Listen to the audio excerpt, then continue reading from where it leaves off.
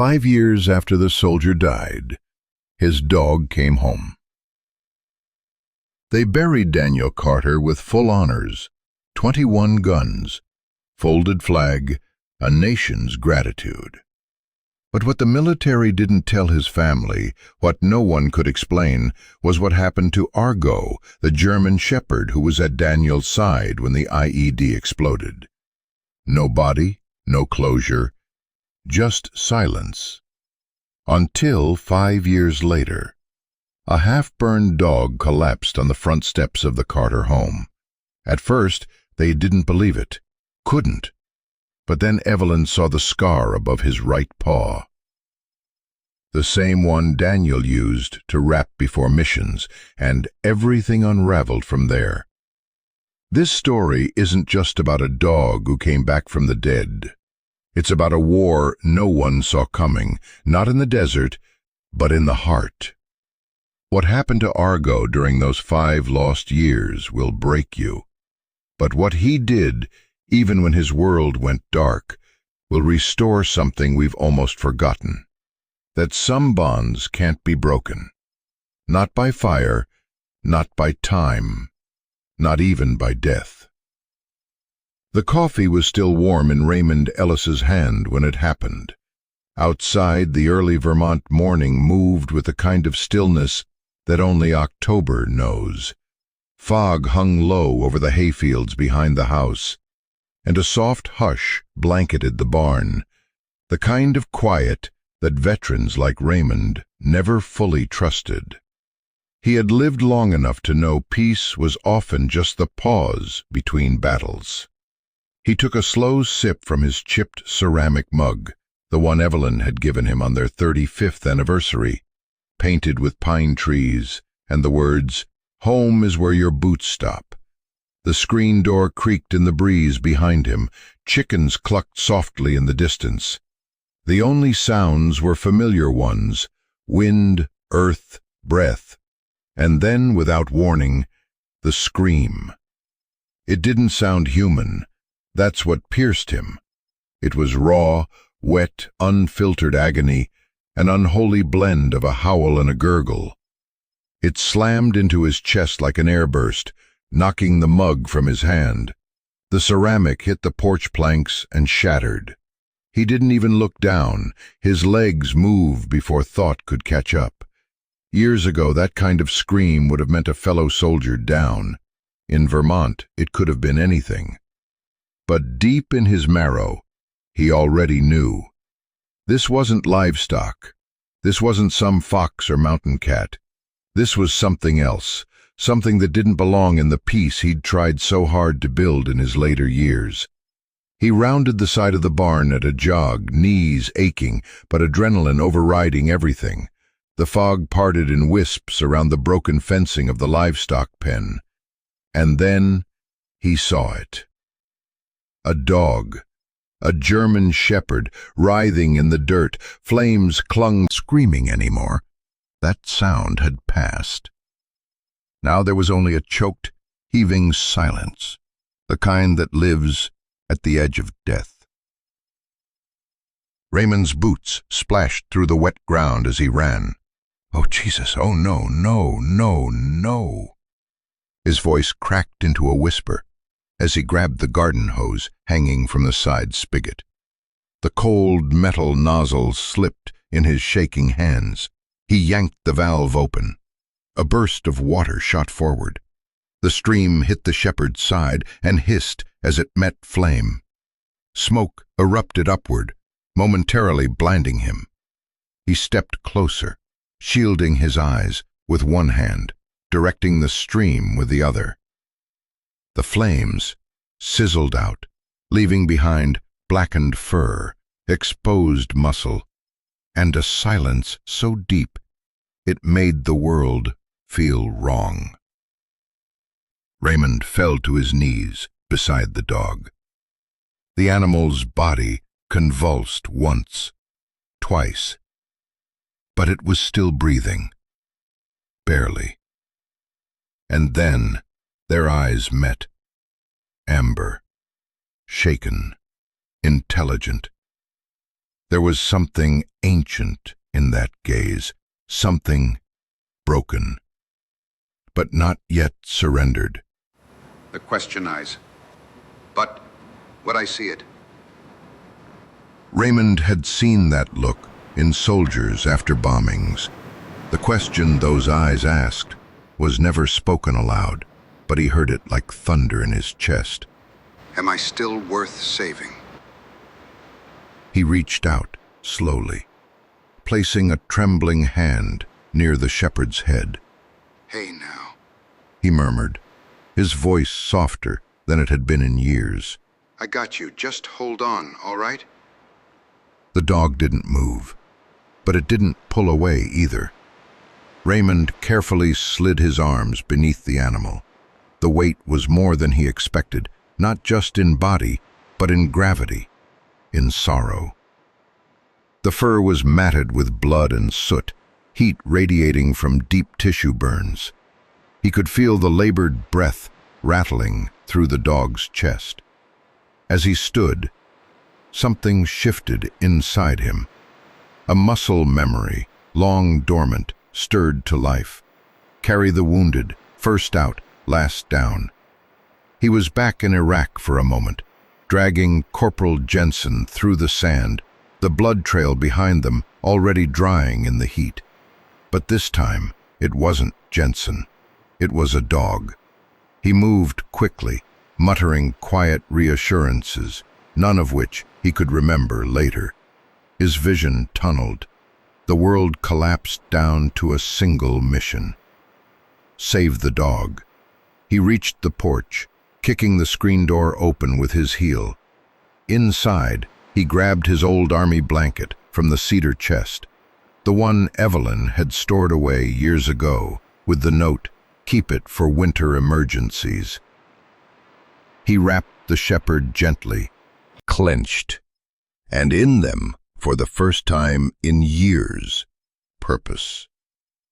The moment Raymond laid the German shepherd down in the back seat, something shifted in the air. It wasn't just the urgency of the moment, or the faint metallic scent of blood.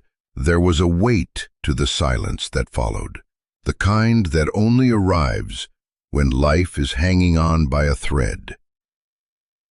The old army blanket cocooned the dog's charred body, its edges already soaking through with fluid and ash.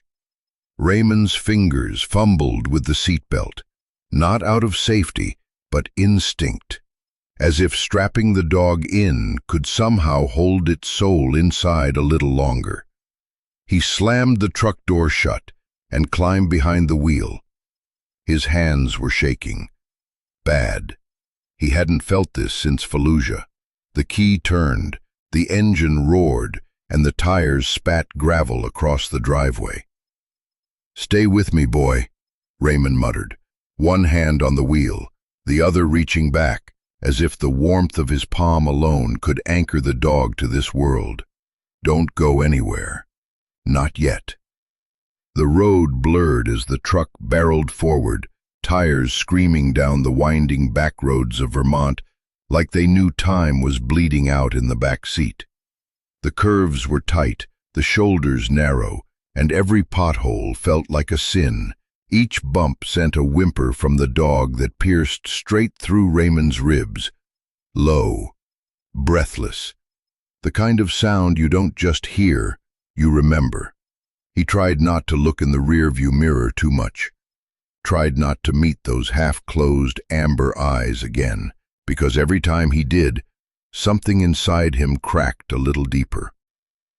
"You're not dying in my truck," he whispered, voice cracking. "Not after you crawled your way to my barn. You've come too damn far for this to be the end." He took the corners fast, too fast for a man his age, but he didn't care. He could feel the heat radiating from the back seat, even through the blanket. Whatever had been done to this animal wasn't just violent, it was intentional. That realization made his knuckles go white on the wheel. The vet clinic sat on the edge of town, just past the railroad tracks and before the first cluster of gas stations. He hit the horn as he came flying around the bend, skidding into the gravel parking lot like he was dodging artillery fire. Dr. Clarissa Hale's truck was out front. Thank God. He barely remembered killing the ignition. He just remembered the door slamming behind him, the blanket heavy in his arms again, the shepherd limp and too quiet. The bell above the clinic door rang sharp as he burst through. "Clarissa!" he barked, voice loud enough to startle the receptionist into dropping her clipboard. "Emergency! Back room! Now!" Dr. Hale was already moving. "Room 2. Jess, prep the sovinitrate and lidocaine. Now!" Raymond followed, his boots heavy on the linoleum, the smell of antiseptic suddenly overtaken by scorched flesh and fear. Dr. Hale slid gloves over her hands, her eyes scanning the dog's body like a battlefield triage. Her fingers were gentle but efficient, pressing, peeling back the blanket, checking reflexes and breath. "What happened?" she asked tightly, her voice all business. "Found him burning behind my barn. Looked like he'd been doused. Gasoline, maybe. Conscious?" "Barely." Clarissa's jaw clenched as she pulled out a syringe, loading it with something clear and fast-acting. "This isn't some house pet that got into trouble," she muttered. "This dog. His muscle tone, the way he's clenching through shock. He's trained. Military, maybe." Raymond said nothing, because some part of him was already afraid of what she might find. She turned the dog gently to his left side, revealing a patch of scorched fur and blackened skin beneath the ear. Something caught her eye. "Hold on," she whispered. She leaned in, her gloved fingers brushed lightly against the area, peeling away debris and burned fur. Then there it was, a faint, inked series of numbers, barely legible under the damage, but unmistakable. Her face went still. "Raymond," she said slowly, "this dog has a tattoo. Government issue, K9 unit, left side identifier." Raymond didn't move, not even to breathe. Dr. Hale looked up, her eyes narrowing. "Do you have any idea what this means?" Before he could answer, the clinic door slammed open. "Ray?" It was Evelyn, dressed in her flannel robe and house slippers, her silver-streaked hair pinned hastily back, eyes wide with alarm. "I saw your truck outside. What's going on?" Raymond couldn't speak. He just stepped back. Evelyn moved to the exam table, and the moment she saw the dog, really saw him, she stopped. Her hands flew to her mouth. Her face crumbled. Oh my God." Clarissa paused in her work. "Ma'am, I need you to stay back." But Evelyn stepped forward, as if drawn by instinct older than rules. She reached out with trembling fingers, touching just behind the shepherd's ear. Her hand moved slowly, as if memory were guiding it. Then her voice cracked in a whisper. "It's him." Clarissa looked between them, confused. "What do you mean?" Evelyn's hand never left the dog's fur. "Daniel wrote about him, our son. He had a dog in Afghanistan, a shepherd named Argo." Leaned in close, her voice just above a whisper. "You're home now, sweetheart. We've got you." The dog didn't move, but something passed across his face. A tiny twitch at the edge of his jaw, a flicker in the corner of his closed eye.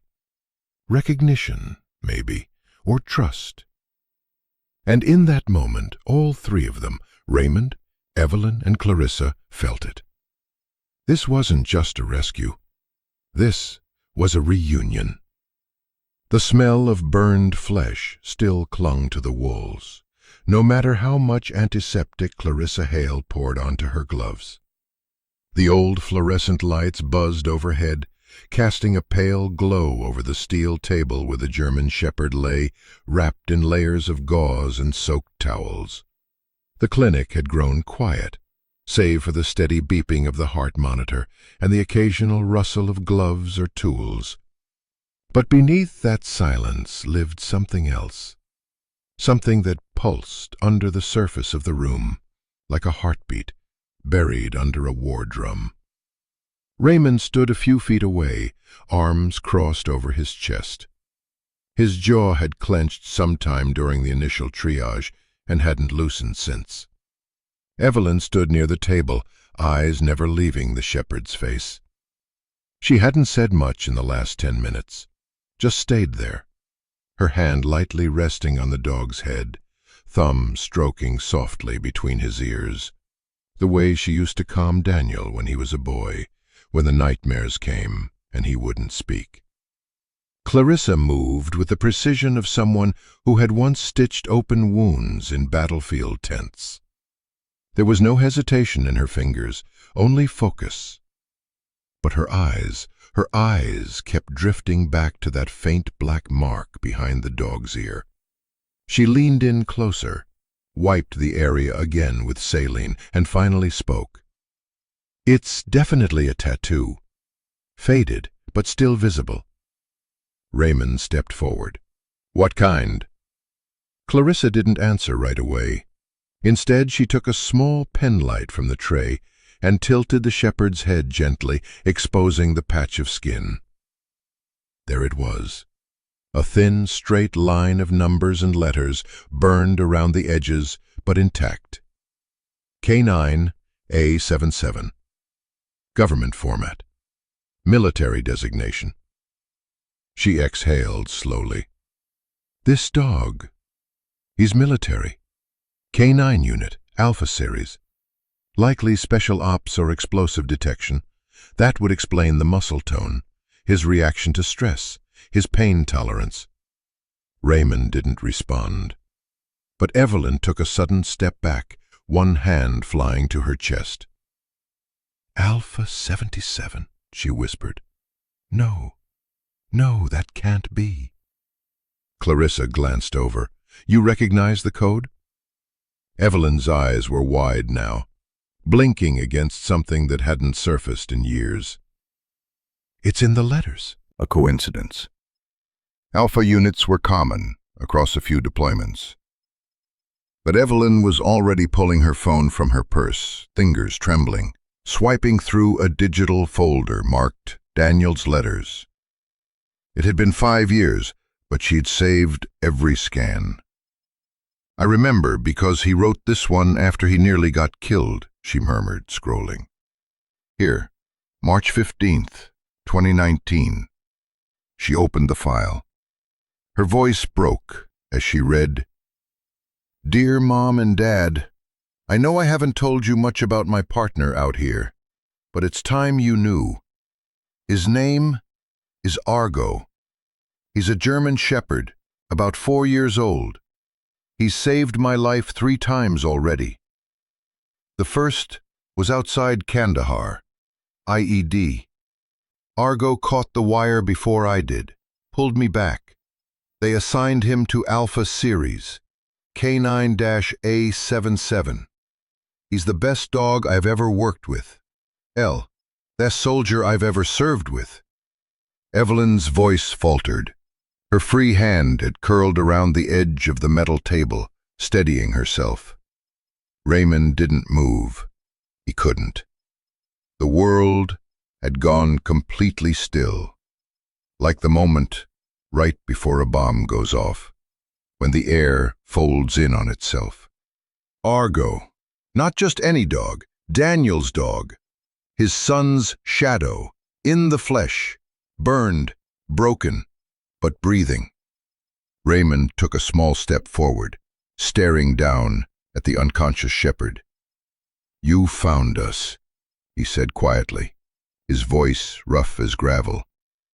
"All this time, you were looking for him, and you found us instead."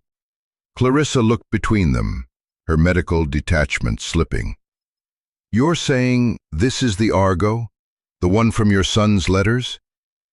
Raymond nodded slowly. It has to be. I don't understand, Clarissa said, pulling up her record system. Why wasn't he sent home with Daniel's effects? These dogs are supposed to be reassigned or retired to their handlers' families when their tours end. Evelyn swallowed hard. Daniel never made it home.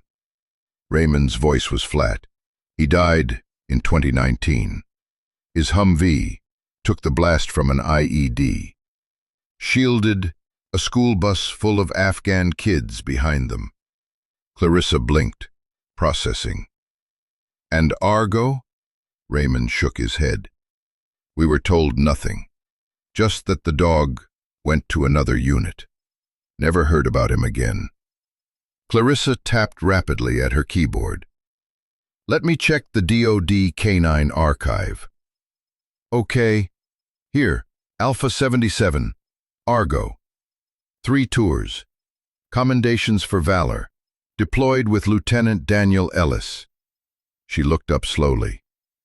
After Daniel's death, paperwork says Argo was injured, treated overseas. Like part of him was erased. No, Evelyn whispered. He wasn't erased.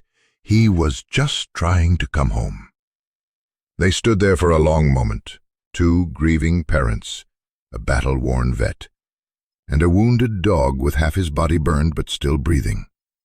Argo's tail shifted once under the blanket, a tiny, almost imperceptible thump. Clarissa cleared her throat, her voice thick. He needs surgery. Now, I'll do what I can. It won't be easy. He's got massive tissue damage and the infection risk is high. Raymond looked up, eyes steady. Do whatever it takes. Clarissa nodded, already turning back to prep the operating room. Raymond stayed where he was, his hand resting just over Argo's ribcage. He could feel the slow thrum of a heart that had no right to still be beating, but it was, and for the first time in 5 years, so was something inside him. The house was quiet that night, save for the soft click of Evelyn's slippers against the wood floor. She moved slowly, like someone carrying a candle through the ruins of something sacred. Outside, the sky was the color of steel. Raymond had stepped out onto the porch for some air, leaving the door ajar behind him. But inside, Evelyn moved with purpose, hands already reaching for the drawer in the hallway chest that hadn't been opened in almost 4 years. She crouched carefully and pulled it open. Inside was a manila folder. Time had yellowed the edges, but the handwriting across the top, Daniel's letters, was as sharp as the day she wrote it. She paused a moment, her fingers resting on the edge like one might touch the edge of a gravestone.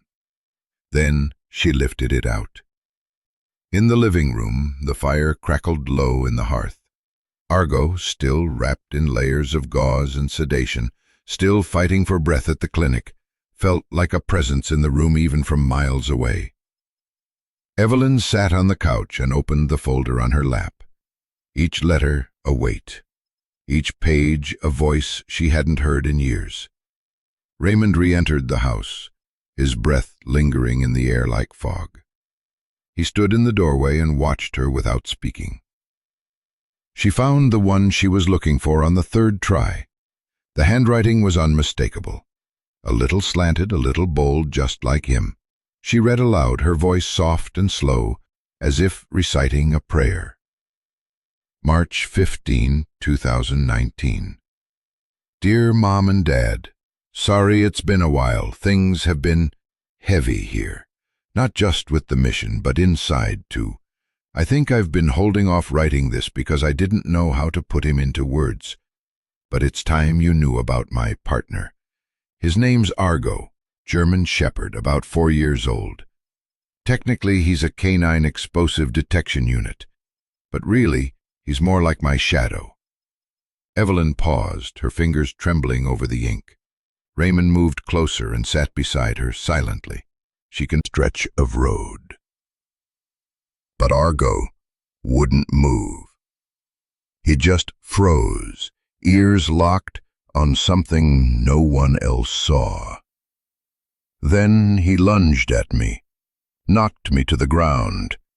The IED went off 2 seconds later, 10 feet ahead of us.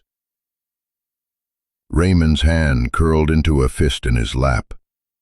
The second time, sniper fire. I didn't hear it. None of us did. But Argo did. He pushed me behind a wall and took the ricochet across his vest, bruised a couple ribs, but he didn't flinch. Just waited for the all clear and licked my damn face. Evelyn let out a small, breathless laugh that turned into a whisper of a sob. Her free hand gripped Raymond's tightly. But the third time, that one changed everything. She looked at her husband. "Do you remember this part?" she asked. He nodded slowly. "Not all of it." She turned the page. It was during a night op gone wrong. Intel was garbage. We were ambushed and pinned down. I got separated from the unit, broke my leg in a fall. Radio was dead, ammo nearly gone. I holed up in this old building that looked like it had been shelled a dozen times. I don't know how long I was there. I remember the pain, the cold, the sound of boots I didn't recognize, getting closer. Then I heard breathing, and I knew it wasn't human. Argo had tracked me. Through rubble, across enemy lines, under fire. He found me. Raymond was still, shoulders rigid, eyes staring into something far away. He didn't bark, didn't whine, just laid beside me all night. Every time I drifted off, he nudged me awake. I think he was afraid I'd stop breathing. Evelyn's voice broke. She wiped a tear from her cheek and kept reading. He stayed until sunrise, until the rest of the unit finally found us. And when they carried me out, he walked beside the stretcher. Wouldn't let anyone near me. I think he thought I was his. Truth is, he's mine. You ever see a pair of eyes that understand you without needing to speak? That's Argo. A long silence stretched between them. The fireplace crackled. The wind rattled faintly at the windows. Evelyn folded the letter, holding it close to her chest. He never wrote like that about anything else, not even us. Raymond stared at the fire. He trusted that dog with his life. He loved that dog. The quiet, thick photographs and broken sleep. He'd found his way home, and for the first time, Raymond realized maybe that was no accident at all. The morning light was pale and gray, the kind that stretched slow over the frost-covered windows and made everything feel a little quieter than it should be. In the back room of Hale Veterinary Clinic, the soft beeping of a monitor traced each shallow breath Argo took. He hadn't stirred much since yesterday, but the swelling was going down. He was still here, still fighting. Raymond sat near the examination table, elbows on his knees, wringing his hands like he was waiting for a verdict. Across the room, Dr. Clarissa Hale was seated at her computer, glasses sliding down her nose, jaw clenched in a way that told Evelyn, who stood behind her, arms crossed tightly, that something wasn't right. For the past 3 hours, Dr. Hale had been running records, military canine logs, deployment histories, cross-checking Argo's tattoo with archived service documents, trying to find anything that would connect the nearly dead German shepherd on her table with a young soldier who'd once called him family. And then she found it. She leaned in, squinting at a line buried deep in a redacted report. K9 Unit 14B, codename Argo. Handler, Lieutenant Daniel Ellis. Status, presumed KIA following IED detonation. Kandahar Province, 2019. Clarissa exhaled slowly. Raymond looked up, eyes sharp. What is it? She turned the screen toward them. This is the incident report from Daniel's final mission. Evelyn stepped forward, heart already thudding. Clarissa continued, voice low, measured like someone opening an old wound. It says, Argo was deployed with Daniel's unit. Same time, same region. The IED explosion that killed your son severely wounded the K9 partner. Raymond stood slowly. You're saying Argo was there with him? Clarissa nodded once. The silence that followed wasn't empty, it was full of questions, of weight, of something old cracking open. Evelyn sat down hard on the nearest chair. Her hands trembled. But why didn't they tell us? After Daniel's funeral, why didn't they bring him home? Clarissa's eyes stayed on the screen, scrolling down to the logistics notes.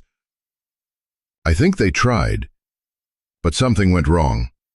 She clicked into a transfer record, lines of jargon and acronyms filling the screen. There's a discrepancy in the follow-up paperwork. It looks like the original plan was to retire Argo and send him to the next of kin. She looked up. That would have been you. Raymond's jaw tightened. So what happened? The casualty office. I asked them if Argo survived, and they said the records were sealed. They promised they'd contact us. Clarissa turned to face her fully. It never made it into the system. A few more clicks revealed the trail of missteps. A contractor at the Department of Defense had marked Argo's record inactive instead of pending transfer. Once that status updated, he was dumped into the civilian adoption rotation with no name, no rank, no history. Just a number. Raymond stared out the window, his fists clenched so tight his knuckles were white. They lost him. Clarissa's voice was soft. They buried your son, and they lost his dog. The weight of it hit like artillery. 5 years. 5 years of wondering, of assuming Argo had died in that blast or been taken by another handler, maybe even given to a stranger. But he hadn't. He'd been abandoned. Twice. First by war, then by bureaucracy. He never stopped searching, Evelyn whispered. He came here because this is where Daniel came from. Raymond swallowed hard. His voice was rough. He remembered. Clarissa stood and walked over to the window where Argo lay behind glass, tubes in his legs, a slow IV drip, keeping time. That's not the worst of it. They turned to her. She hesitated. The shelters he was moved through, they weren't regulated. Some of them barely keep records. One shows he was listed as aggressive and scheduled for euthanasia, twice. Evelyn gasped, one hand covering her mouth. They labeled him broken, Clarissa said. Damaged goods. No one knew who he was, what he'd done. No one knew he once pulled a soldier from rubble, or stood guard over his body for 3 days. Raymond looked at his wife, then at Argo, then at nothing. My son died a hero, he said, and the only one who witnessed it, they tossed him aside like garbage. Evelyn stepped forward, knelt beside Argo's window. But he made it. Somehow, he made it. She pressed her palm to the glass. On the other side, Argo's eyes fluttered open. Barely. But enough. Enough for a soft thump of his tail. Clarissa approached carefully, kneeling beside Evelyn. "We can request a full record correction through the VA. I'll handle it. I'll make sure this goes back where it belongs. Daniel's service history, Argo's designation, his medals, his place." Raymond's voice came quieter now, stripped of anger but heavy with ache. "He was never just a dog." Evelyn nodded. "He's family." Clarissa whispered, "Then we bring him home." Outside the wind-picked cameras. No ceremony. Just a burned-out soul with 4 legs and a soldier's heart, wandering alone. It began with a cage. The first shelter didn't know what to do with him. No name, no ID chip, just scars and silence.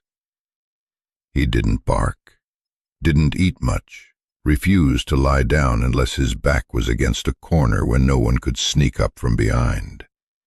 They called him Shadow, said he was military maybe, probably dumped. He stayed 3 weeks before being listed as unadoptable. He bit no one. But his eyes said things people didn't want to see. So they moved him, shelter to shelter, truck to van, cold floors, plastic bowls, voices that didn't sound like Daniel's, scents that weren't familiar. They jabbed him with shots, wrote behavior notes in red ink, aggressive, detached, depressed. At one stop in upstate New York, a volunteer tried to be kind. She gave him an old army blanket. The moment it touched his paws, he whimpered, pressed his nose into the fabric like it was memory made real. He carried that blanket in his mouth for days, until someone stole it during intake. He didn't fight them. But that night he howled for the first time. Some places tried to help. A no-kill facility in Pennsylvania listed him as sensitive but promising. He walked well on leash, understood commands no one remembered teaching him.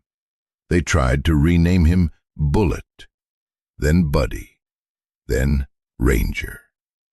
But he didn't answer to any of them. Just one name brought a lift of the ears, a spark, fleeting and desperate. Daniel. No one ever said it again. In winter of the 2nd year, a man adopted him off Craigslist for $30. Said he needed a guard dog for a scrapyard. That lasted 4 months. Argo slept by the gate, refused to bite the mailman, didn't growl at the kids who threw rocks over the fence. One night, when the man kicked him for barking at a raccoon, Argo didn't snap. He just walked away. The man didn't chase him. He traveled north by instinct, not direction. Avoided highways, slept under porches, followed the scent of diesel and earth. When he saw children, he followed quietly for a while, at a distance. Not because he was dangerous, but because Daniel loved children. And maybe, somehow, some small part of Argo believed that Daniel was just hiding inside one of them, waiting to come back. Because dogs don't grieve like we do. They don't understand death, not completely. To them, love doesn't end. They always did. In a roadside rest stop off Route 12, he slept beneath a rusted picnic table, curled against the wood like it was someone's boots. Rain soaked his fur, but he didn't move. Not until an engine passed that smelled like army oil and desert grit. He chased it for a mile before collapsing. A trucker found him the next morning, carried him into the cab, fed him sausage and kept the windows cracked. That driver didn't speak much, but when he dropped him off at the vet clinic in Vermont, he scratched behind Argo's ears and said, "You're still looking for someone, ain't you, boy?" He was right. Clarissa Hale told Raymond and Evelyn that night. She didn't sugarcoat it. She showed them the records she could pull together. Shelter logs, disposition notes, a single faded intake photo from a kill shelter marked 2021. Argo's eyes sunken, his left paw raw from chewing. "Somewhere, deep inside," Clarissa said, "he never let go of your son." Raymond didn't speak. He walked into the quiet recovery room, pulled a folding chair beside the kennel where Argo lay sleeping, and sat. He didn't reach for him, just sat. Evelyn came in later, placed her hand on Raymond's shoulder. They stayed like that, two people carved hollow by grief, watching the living piece of their son that somehow crawled through 5 years of silence and fire to find his way back to the last place he remembered home. "Why?" Evelyn whispered. "Why come here?" Raymond didn't look away from Argo. "Because Daniel loved this place," he said. "He used to write about the wind in the trees, the way the barn creaked in the mornings, the smell of her biscuits from the kitchen window." Evelyn's voice cracked. "You think he remembered that?" "I think," Raymond said softly, "he remembered everything." Outside, the wind rolled cold off the Vermont hills, whispering through the pines. Inside, a soldier slept. And for the first time in years, he wasn't alone. He was home. The knock came just past noon. Raymond opened the door to find Sheriff Luis Torres standing on the porch, hat in hand, eyes already heavy with something that didn't belong in daylight. The kind of look usually reserved for graveside conversations and war stories shared between men who've both buried too much. "I got something," the sheriff said quietly. "You should see it." Inside the living room, Evelyn was folding towels, ordinary, peaceful, meaningless in the face of what was coming. Sheriff Torres carried a laptop upper corner like a countdown to something none of them could name yet. At first, just the empty lot, wind kicking trash across the pavement, a flickering neon beer sign in the corner of the screen. Then a figure, male, military jacket, hood up, boots that looked standard issue. He stood just off camera for a moment before stepping into full view, glancing around as if waiting for someone. Not for a car, not for trouble, but for a dog. And then Argo entered the frame. Raymond's breath caught in his chest. The German shepherd limped toward the man, tail low but wagging slowly, warily, hopefully. His steps were uneven, but his posture wasn't defensive. If anything, it was familiar, as if he knew this man, trusted him. Evelyn's hand flew to her mouth. The man knelt, opened his arms. Argo wagged harder, ears perked. Then, the moment burned into them forever, the man reached into his jacket, pulled something out, a can. He doused Argo before the dog could retreat, head to tail in one quick, practiced motion. Argo stumbled backward, coughing, slipping. And the man stood back, lit a match. Raymond stood up abruptly, knocking the coffee table hard enough for the laptop to shift. Evelyn let out a small sound, half sob, half disbelief. On screen, Argo was rolling. Flames leapt like ghosts across his fur. His tail beat the ground in agony, his body convulsed. And the man just stood there, watching. Still, no panic, no remorse, just watching. When he finally turned and walked off screen, it was slow, methodical. Not the stride of someone escaping, but someone finished. Sheriff Torres shut the laptop without a word. The room was still. Even the old grandfather clock in the hallway seemed to hesitate before ticking again. "I had our tech enhance the facial angle," Torres said finally. "We ran it through military records. Facial recognition flagged him in under an hour." He slid a photo across the table. A mugshot. Raymond didn't need to read the name. He knew the face. So did Evelyn. "Noah Green," the sheriff said grimly. "Last known rank, specialist. Discharged 5 years ago for mental instability and violent conduct." Evelyn shook her head as if that could make it untrue. "He served with Daniel. He was in the letters. Daniel said they looked out for each other." Raymond stared at the still image. He remembered the letter, remembered the way Daniel had written, "Ghost, keeps an eye on us all, but Noah watches me, like I'm already gone." They sat in silence for what felt like an hour. "I don't understand," Evelyn whispered. "Why would he do that? Why would I to die?" Raymond's jaw tightened. Torres continued. "We pulled more footage from the road camera north of the vet. Same man. Driving the truck. No plates. Disguised route. He knew what he was doing." "And still dropped him off?" Evelyn said, confused. "Why not finish it?" The sheriff shook his head. "Maybe guilt, maybe he thought it was mercy. Maybe Argo looked at him, even burning, and he saw Daniel in his eyes. I don't know." Evelyn stood.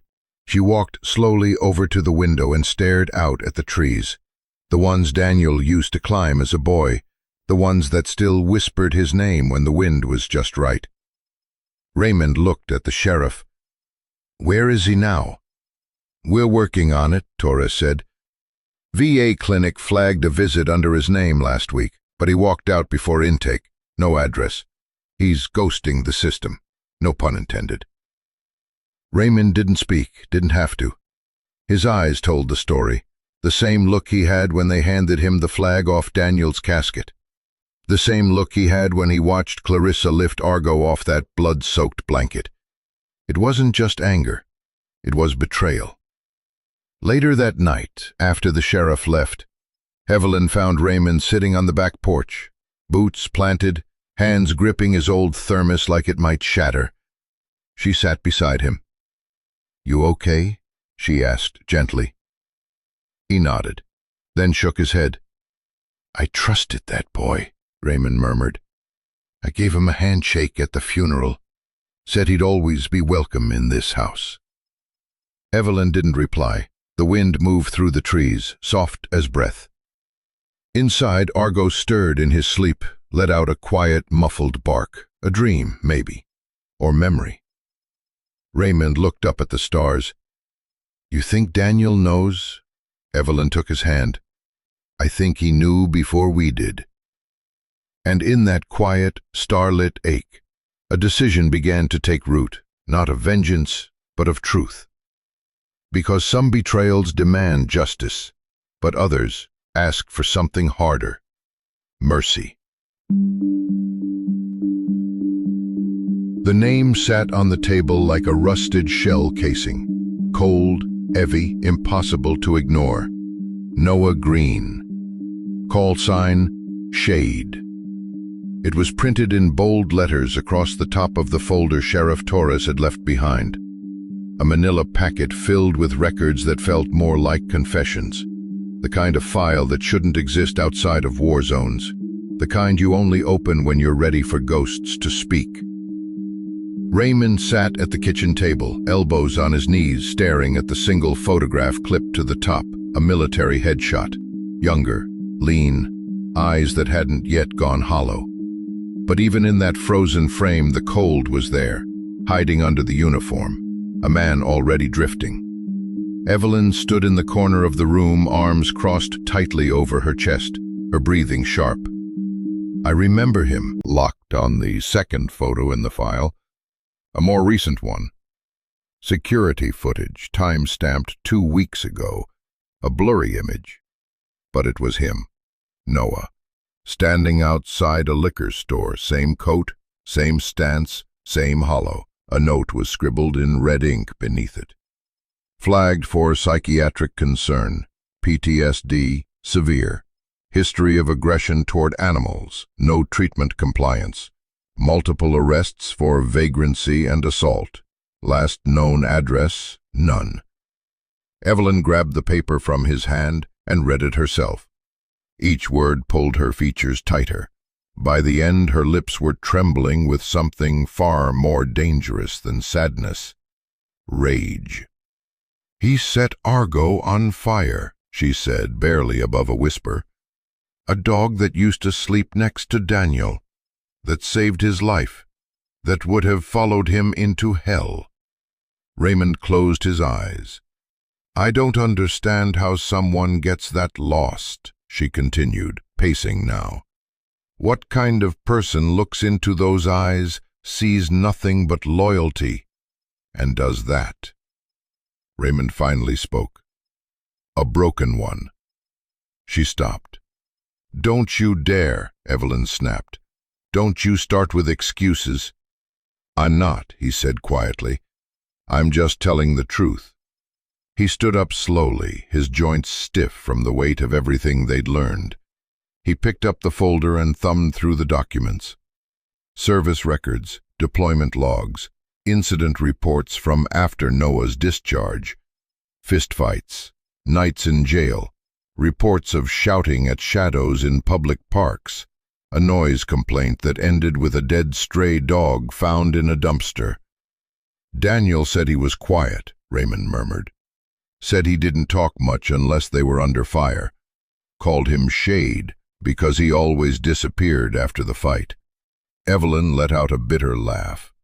"Figures." There was a pause. One of those silences that stretches like a scar, uneven, unhealed. "He looked up to Daniel," Raymond added. Evelyn turned sharply. Then he should have honored him, not burned the only living piece of him left. Raymond nodded. They stood like that for a long time. The sun had then slowly, as if searching for a missed warning. A sentence, a phrase, something that would have told her this was coming. She paused on one from Kandahar, dated 4 months before Daniel's death. "Shade sleeps with his boots on. Doesn't say much, but I know he's watching me. Sometimes I think he's the only one who sees what this place is doing to us. I caught him talking to himself last night, out by the fence line. Nothing loud, just asking if anyone was still in there. I don't think he was talking to me." Evelyn folded the letter carefully. She was still angry, maybe always would be. But now she understood something deeper. Noah hadn't killed Argo because he hated him. He had done it because Argo was the last witness to the man he used to be. And somewhere along the way, Noah had stopped being able to look in the mirror. So when Argo looked at him, with recognition, with hope, it wasn't forgiveness that filled him. It was shame. And shame, when left to rot in silence, becomes cruelty. That night, Evelyn stood beside Argo's bed. The dog lifted his head slowly, one ear still bandaged. His eyes softer now. She crouched, placing a hand over his paw. "I'm sorry he hurt you," she whispered. "I'm sorry we didn't find you sooner." Argo blinked. "You did everything right." She pressed her forehead gently to his. "You always did."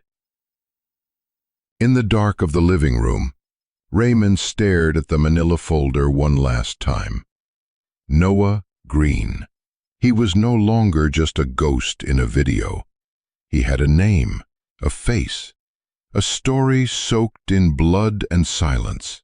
And somewhere out there, he was still running, but not from justice, from memory, and now from them. Because the family of Daniel Ellis wasn't going to let his shadow haunt the world any longer.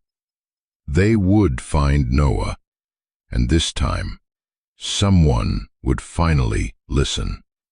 The rain returned that evening, soft at first, a whisper against the rooftop, then steady and insistent, as if the sky itself had begun to mourn.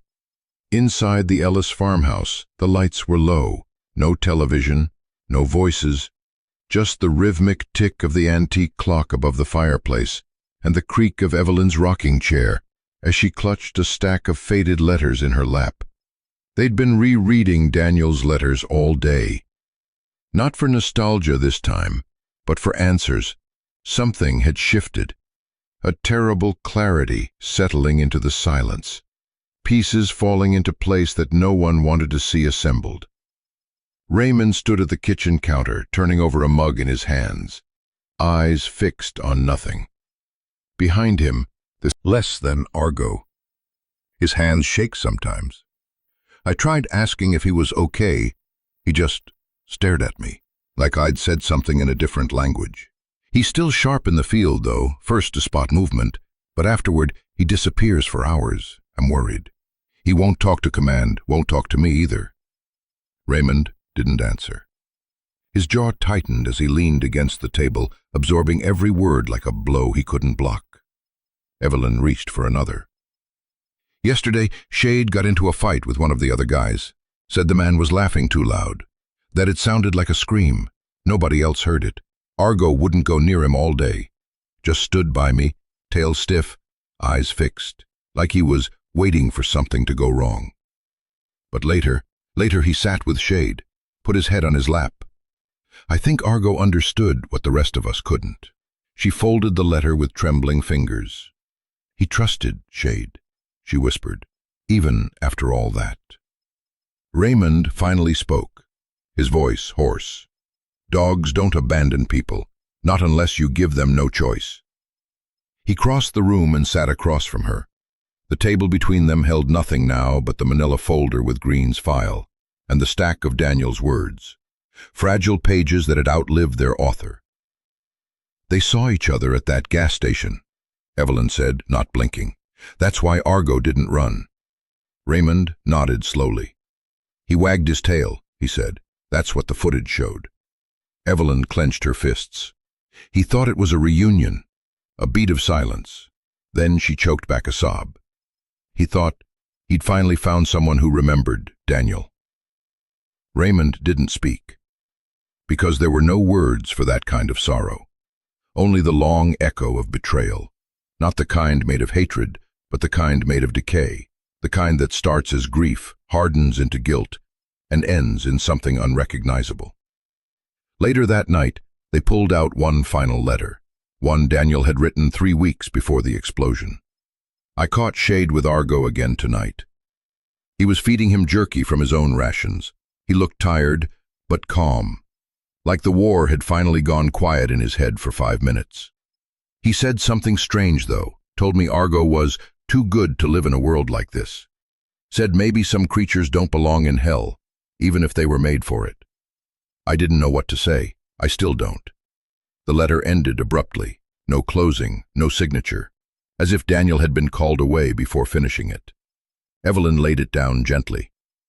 That wasn't anger, she said. It was worship, twisted, but he meant it. Raymond frowned. What do you mean? She looked at him, her eyes exhausted, but clearer than they'd been all day. I think Shade didn't burn Argo because he hated him, she said.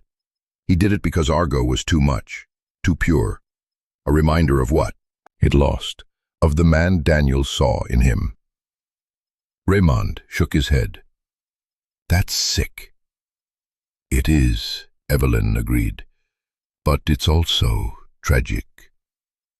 Her voice softened to almost a whisper. He was trying to kill the memory. Raymond stood up abruptly and walked to the window. The rain blurred the outside world into streaks of gray. I don't care what his reasons were, he said. He made a choice. A long pause. Then Evelyn, quietly. So did Argo. Raymond turned. He chose to trust.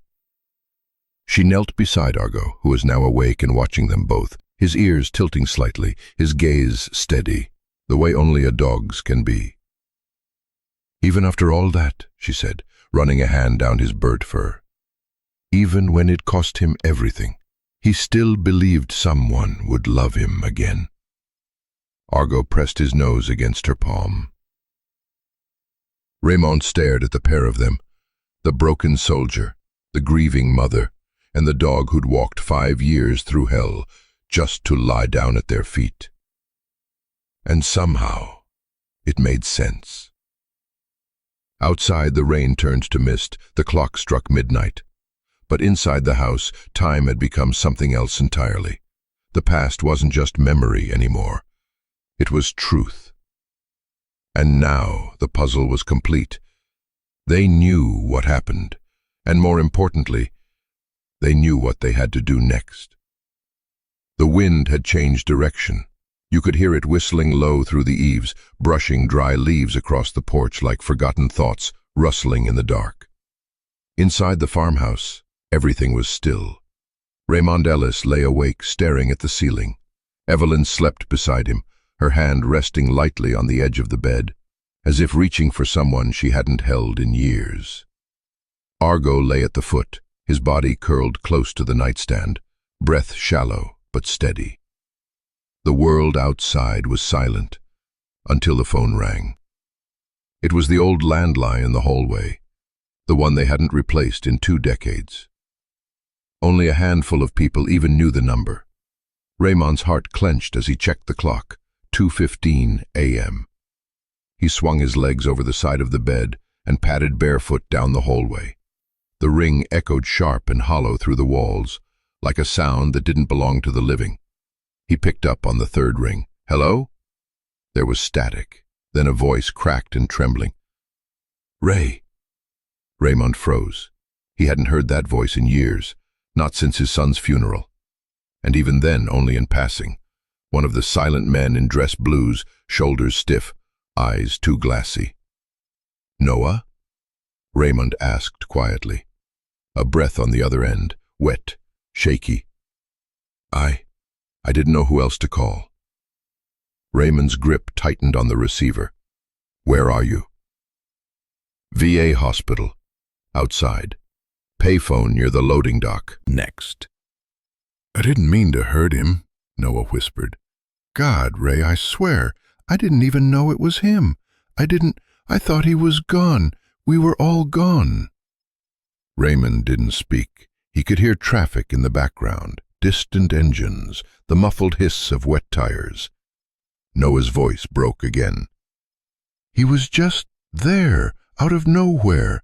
At the station, I'd been drinking pills. I wasn't even supposed to be alive by morning." He coughed, hard and dry, like something was tearing. "I poured the gas on myself. I was gonna end it. I had the lighter." Raymond blinked. "What?" "He came out of nowhere, Ray. He barked hard, grabbed my sleeve, like he used to when he smelled something wrong. Like back in Helmand, remember? When he'd pulled Daniel away from an IED even before we saw the wires." His voice cracked. "He was trying to stop me." Raymond closed his eyes. Noah kept going, the words tumbling now. "I dropped the lighter, tried to shove him back. He lunged again, but I was soaked and the spark." A pause, then. "It caught on me first, then him." The silence that followed was suffocating. Raymond could hear his own heartbeat. "I didn't throw it at him," Noah whispered. "I swear to God. I was trying to die, not kill him. He saved me again, and I punished him for it." Raymond leaned against the hallway wall, feeling the weight of 1,000 letters, folded flags, and unsaid prayers pressing into his chest. "He still trusted you," he said quietly. Noah sobbed. "I know. You let him suffer. I know."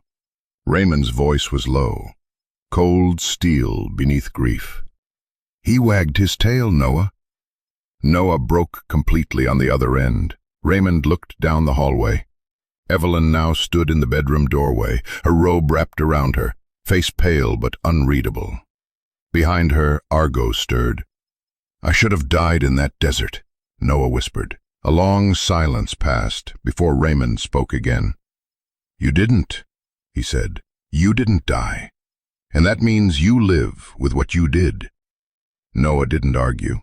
Then, "I want to make it right. I don't know how, but I want to." Raymond's fingers gripped the edge of the hallway table. Somewhere deep inside him, a battle raged between wrath and weariness, between a father's fury and a soldier's understanding of what war does to a man. "I don't care what you want right now," he said, "but if you're serious about doing right, start by turning yourself in." Noah said nothing. "I'll come get you," Raymond continued, "but you don't run, not this time." There was a pause on the other end. Then, softly, "Okay." Raymond hung up the phone. 20 minutes later, he stepped into the garage, keys in hand. Evelyn followed him, silent, holding a thermos of coffee and Argo's blanket. She didn't say, "Be careful." She didn't say, "I'm coming with you." She just handed him the blanket, her eyes glistening. "You look him in the eye," she said. "You let him see what he took from us." Raymond nodded, and with that, he drove off into the dark, toward the man who broke their family, and the ghost who tried to stop him. The room they sat in wasn't meant for conversations like this. Small, beige walls, fluorescent lights that hummed overhead. A single vending machine in the corner, blinking 12 o'clock like time had stopped. It was the family consult room, just off the ER waiting area of the VA hospital. But tonight it was a confession box. Raymond sat across from Noah Green, call sign Shade. But there was no shadow to him now. Just a hollow man in a fraying hoodie, his hands shaking around a cup of lukewarm coffee. The blanket Evelyn had sent now lay across Argo's crate beside them, his breathing still uneven, bandages still fresh. He was here too, listening. Noah couldn't meet Raymond's eyes. "I need you to hear it," Noah said quietly. "All of it. No lies." Raymond nodded once, jaw set. Noah swallowed. "We were in Logar. It was late August. Daniel and I were walking point for a convoy. Humanitarian drop. Food, medicine. Lot of kids in that town. The Taliban didn't care." He rubbed his palm, where a burn scar snaked down the side like a memory that wouldn't let go. "There was this bridge. One way in, one way out. I saw the wire, Ray. I swear to God, I saw it. But His voice cracked. "I froze." The words hung heavy between them, thicker than smoke, colder than a silence. Raymond blinked slowly. "You what?" "I saw it," Noah repeated, quieter this time. "Running from the tree line. A tripwire across the bridge base. It was rigged tight. I should have called it out, but I just stopped. My feet, my throat, everything." He coughed, almost as if trying to clear guilt from his lungs. "Daniel didn't wait. He saw the kids in the last vehicle, a school bus. They'd hitched it to our convoy because there was a rumor the clinic had vaccines that day." Noah's voice dropped. Daniel shouted, and he ran. The air in the room shifted. Raymond's fingers curled into his knees, knuckles pale. He shoved me to the ground and sprinted. Tried to disarm it himself. You know how he was, always faster than the rest of us, always thinking about everyone else first. Noah exhaled like he'd been holding the breath for 5 years. But the wire wasn't the trigger. It was pressure. He didn't know. The moment his foot landed near the junction point, it went off. He stopped. The words shook too much to say all at once. I remember the noise. The sky cracked. Dust turned to fire. His body, Noah's voice splintered. There was nothing left in the first few hours. Raymond stared at him. His jaw moved, but no sound came out. And Argo? Noah nodded slowly. He didn't stop, not once. We tried to hold him back, but he broke free, dug with his paws, with his teeth. 3 days straight. He looked toward the crate where Argo now stirred faintly. He howled when we pulled him out, bloody, broken, but still digging. The silence in the room became sacred. Raymond finally spoke, his voice thick. They told us it was an instant kill, that Daniel was trying to neutralize a threat. Noah looked up, tears welling. The threat was me. He didn't beg for forgiveness, just let the truth settle like ash. Raymond stood slowly, walked toward the crate. Argo opened one eye. "You heard all that, boy?" The dog's tail tapped once, faint but real. Raymond knelt beside the crate, one hand resting on the bandaged paw. "You never gave up on him, even when we did." Behind him, Noah wiped his face. "I've carried that moment every day, Ray. I thought if I stayed drunk enough, numb enough, maybe I wouldn't see it anymore." He paused. "But I do, every single night." That second he looked back at me before running, like he knew, like he was saying goodbye. Raymond didn't turn around. Being useful. Testify. Clear his name. Clear Argo's. The broken man stood straighter, as if something inside had just been assigned a mission. "I will." As they left the room, Argo lifted his head. Noah stopped, eyes brimming again. "I don't deserve your forgiveness," he whispered. Argo blinked slowly, but he didn't growl, didn't flinch. He just looked. And sometimes, silence is the only absolution the wounded can afford to give.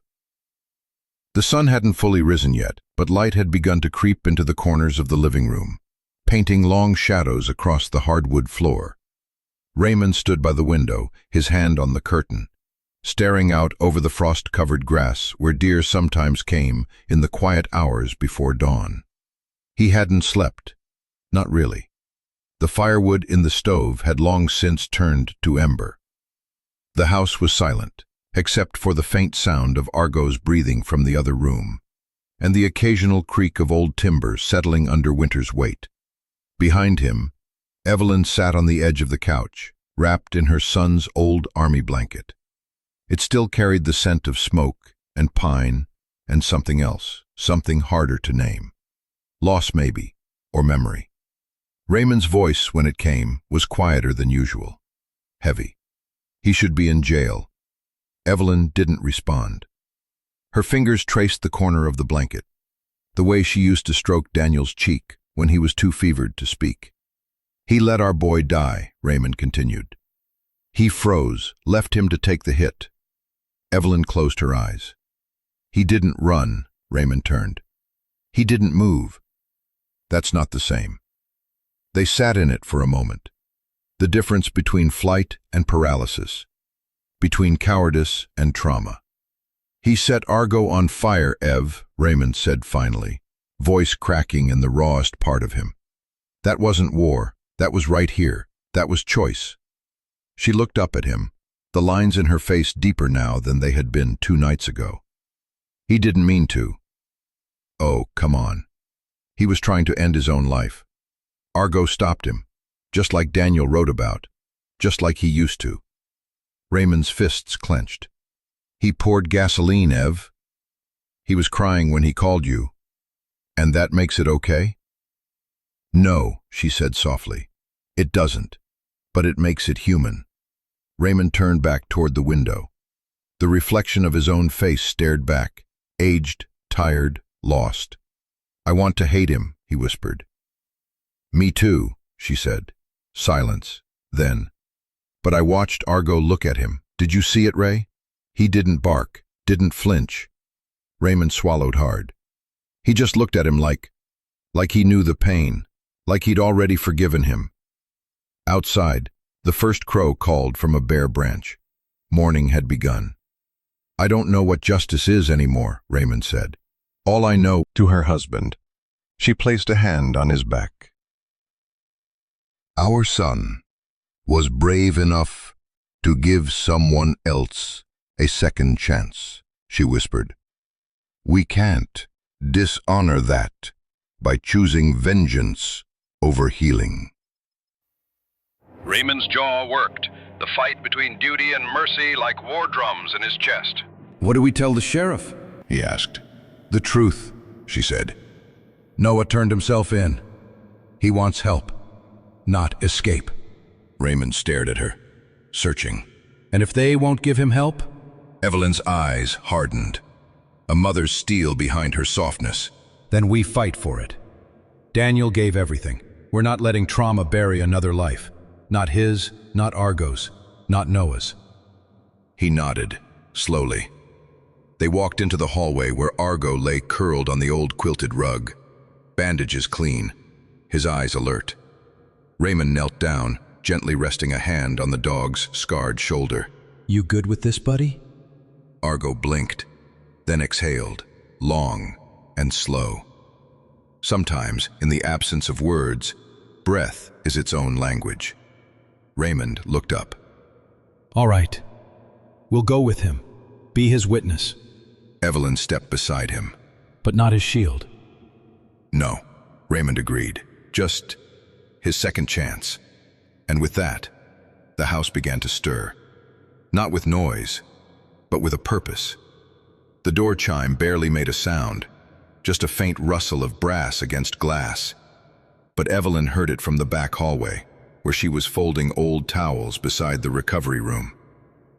She froze, the faded flannel pressed to her chest, heart suddenly thudding with a weight she hadn't expected.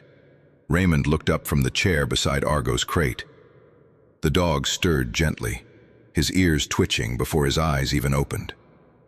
In the waiting room, Clarissa Hale stood behind the counter, her face composed but watchful. The man who had stepped inside didn't look like the one in the gas station footage. That man had been cruel, controlled, dangerous. This man was crumbling. Noah Green stood in the doorway with his shoulders bowed forward, like the guilt was literally pressing him down.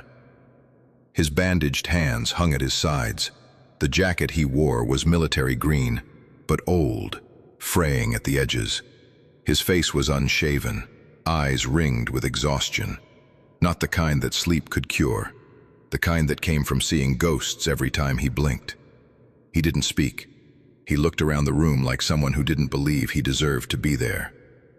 Raymond stepped into the doorway of the hall, meeting Noah's eyes with a silence that said everything. There was no handshake, no welcome, just breath. And then, from the room behind them came a sound. Soft, almost imperceptible, the thud of a tail. Noah's head turned. Slowly, like he wasn't sure if he was imagining it. Scabbed, new growth covering trauma with quiet persistence. His eyes met Noah's. No bark, no growl, no hesitation, just a wag of the tail. Noah's breath hitched. He tried, but the words broke in his throat. He knelt slowly, one bandaged hand reaching out, trembling with a fear deeper than any battlefield had ever given him. Argo didn't flinch. He stepped forward, one pace, then another, then leaned in, muzzle against Noah's open palm. Then, impossibly, Argo licked him. It was a slow, deliberate gesture, not excited, not playful, just gentle. Something forgave, and something began again. The clinic had quieted, the kind of quiet that doesn't ask to be broken. The snowfall outside drifted heavier now, muting the world in soft white hush. The only sounds were the faint tick of the wall clock, the slow breaths of a sleeping Argo curled in a fleece blanket, and the subtle crackle of the space heater near the corner. The lights had dimmed to evening mode, warm and amber, casting long shadows over the floor. Evelyn sat on the small bench near the recovery room window. Her hands rested on her lap, fingers tangled together, not from nervousness, but to hold on to something. Raymond sat beside her, their shoulders just barely touching. He hadn't spoken in a while. Across from them, Noah Green sat with a paper cup of chamomile tea he hadn't sipped. His hands, still wrapped in gauze, trembled slightly. He hadn't meant to stay this long. He hadn't planned to say anything more. But sometimes silence has a way of opening doors louder than words. Noah's voice cracked first. He used to hum when he was scared. Evelyn looked up, confused. "Daniel," Noah continued, "when we were in Helmand, if it got bad, really bad, he'd hum old country music under his breath, just soft enough that you had to lean in to hear it. I didn't understand it for the longest time." Raymond didn't speak, but his hand moved, just slightly, resting on his thigh, knuckles white. "One night," Noah said, "we were pinned down in a collapsed compound, sniper somewhere in the hills. Communications were cut. Argo had a bullet graze along his back, and Daniel was pressing gauze into the wound with shaking hands. I said, 'Man, how can you hum right now?' And he said," Noah choked a little, swallowed hard, and tried again. He said, "It's not for me, it's for him. Ghost needs to know I'm calm so he can be brave for both of us." Evelyn's hand lifted to her mouth. Raymond closed his eyes. "Ghost," she whispered. "That was Argo's call name?" Noah nodded. "Yeah, short for Guardian of the Shadow Line. Daniel named him that after their third op together. Said he never saw Argo coming, just a shadow before impact. Saved his life more than once. Always did." The silence fell again, heavier this time, but it wasn't awkward. It was reverent. Then Noah set down his cup and leaned forward, elbows on knees, voice low like confession. "The day he died, there was a convoy of Afghan kids, maybe 23 of them, packed into an old school truck, being transported out after a bombing at their village." Evelyn's eyes filled, though no tear had fallen yet. "We'd just cleared the first road when I saw it, a flash of wire under the rocks. I froze. I swear to God I froze." Raymond looked at him, not with anger this time. The truck to stop, to turn. That's when it went off. Noah's voice broke. The blast took him, took half the wall. Argo went after him, dug for hours, wouldn't leave the rubble. We had to sedate him. He rubbed his hands over his face like he could erase the memory. "They said Daniel died a hero, but no one told you what his last words were." Evelyn's body tensed. Noah looked at her, not with the shame he had carried for years, but with something else now, a need to give back something that had been stolen. "I held him right after it happened. I was the one who found him first. He was still breathing, not for long, but enough to speak." He turned to Raymond. "Your son said, 'Tell my dad, Ghost is a good soldier.'" Then he smiled, and he was gone. For a long moment, no one moved. Evelyn broke first. A sound escaped her that was neither sob nor scream, just breath, surrendering to grief. She wept quietly, not the loud kind, but the kind only a mother can know, the kind that spills from a place deeper than words have ever touched. Raymond didn't reach for her. He knew better. Some grief has to pass through the body alone. But his eyes were wet now, too. He stood and walked to the window. Snow was falling steadily outside. A good soldier. He'd spent 5 years with that phrase, buried inside his chest like a landmine. He turned back to Noah. "Why didn't you tell us?" Noah's jaw tightened. "Because I didn't think I deserved to carry his last words. I failed him." Raymond walked closer. "No, you were there. You brought him comfort. That means something. Noah blinked, stunned. You think he forgave me? Raymond looked at Argo, now resting beside Evelyn, ears twitching even in sleep. I think he already did, long before any of us knew it. He extended a hand, the kind of gesture that doesn't erase the past, but dares to build something in its place. Noah hesitated, then took it. The grip wasn't strong, but it was real. And in that quiet room, with snow falling like absolution beyond the window, the stories finally had space to breathe. They had shared the weight, and in doing so made it lighter. The snow hadn't stopped.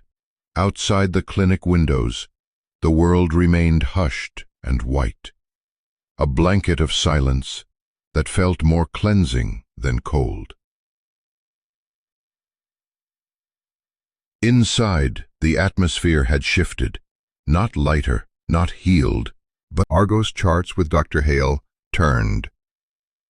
It's not about money, he replied flatly. I know, Noah met his eyes, but it's all I have left that came from anything good. Combat pay I never spent. I didn't know what to do with it, I still don't.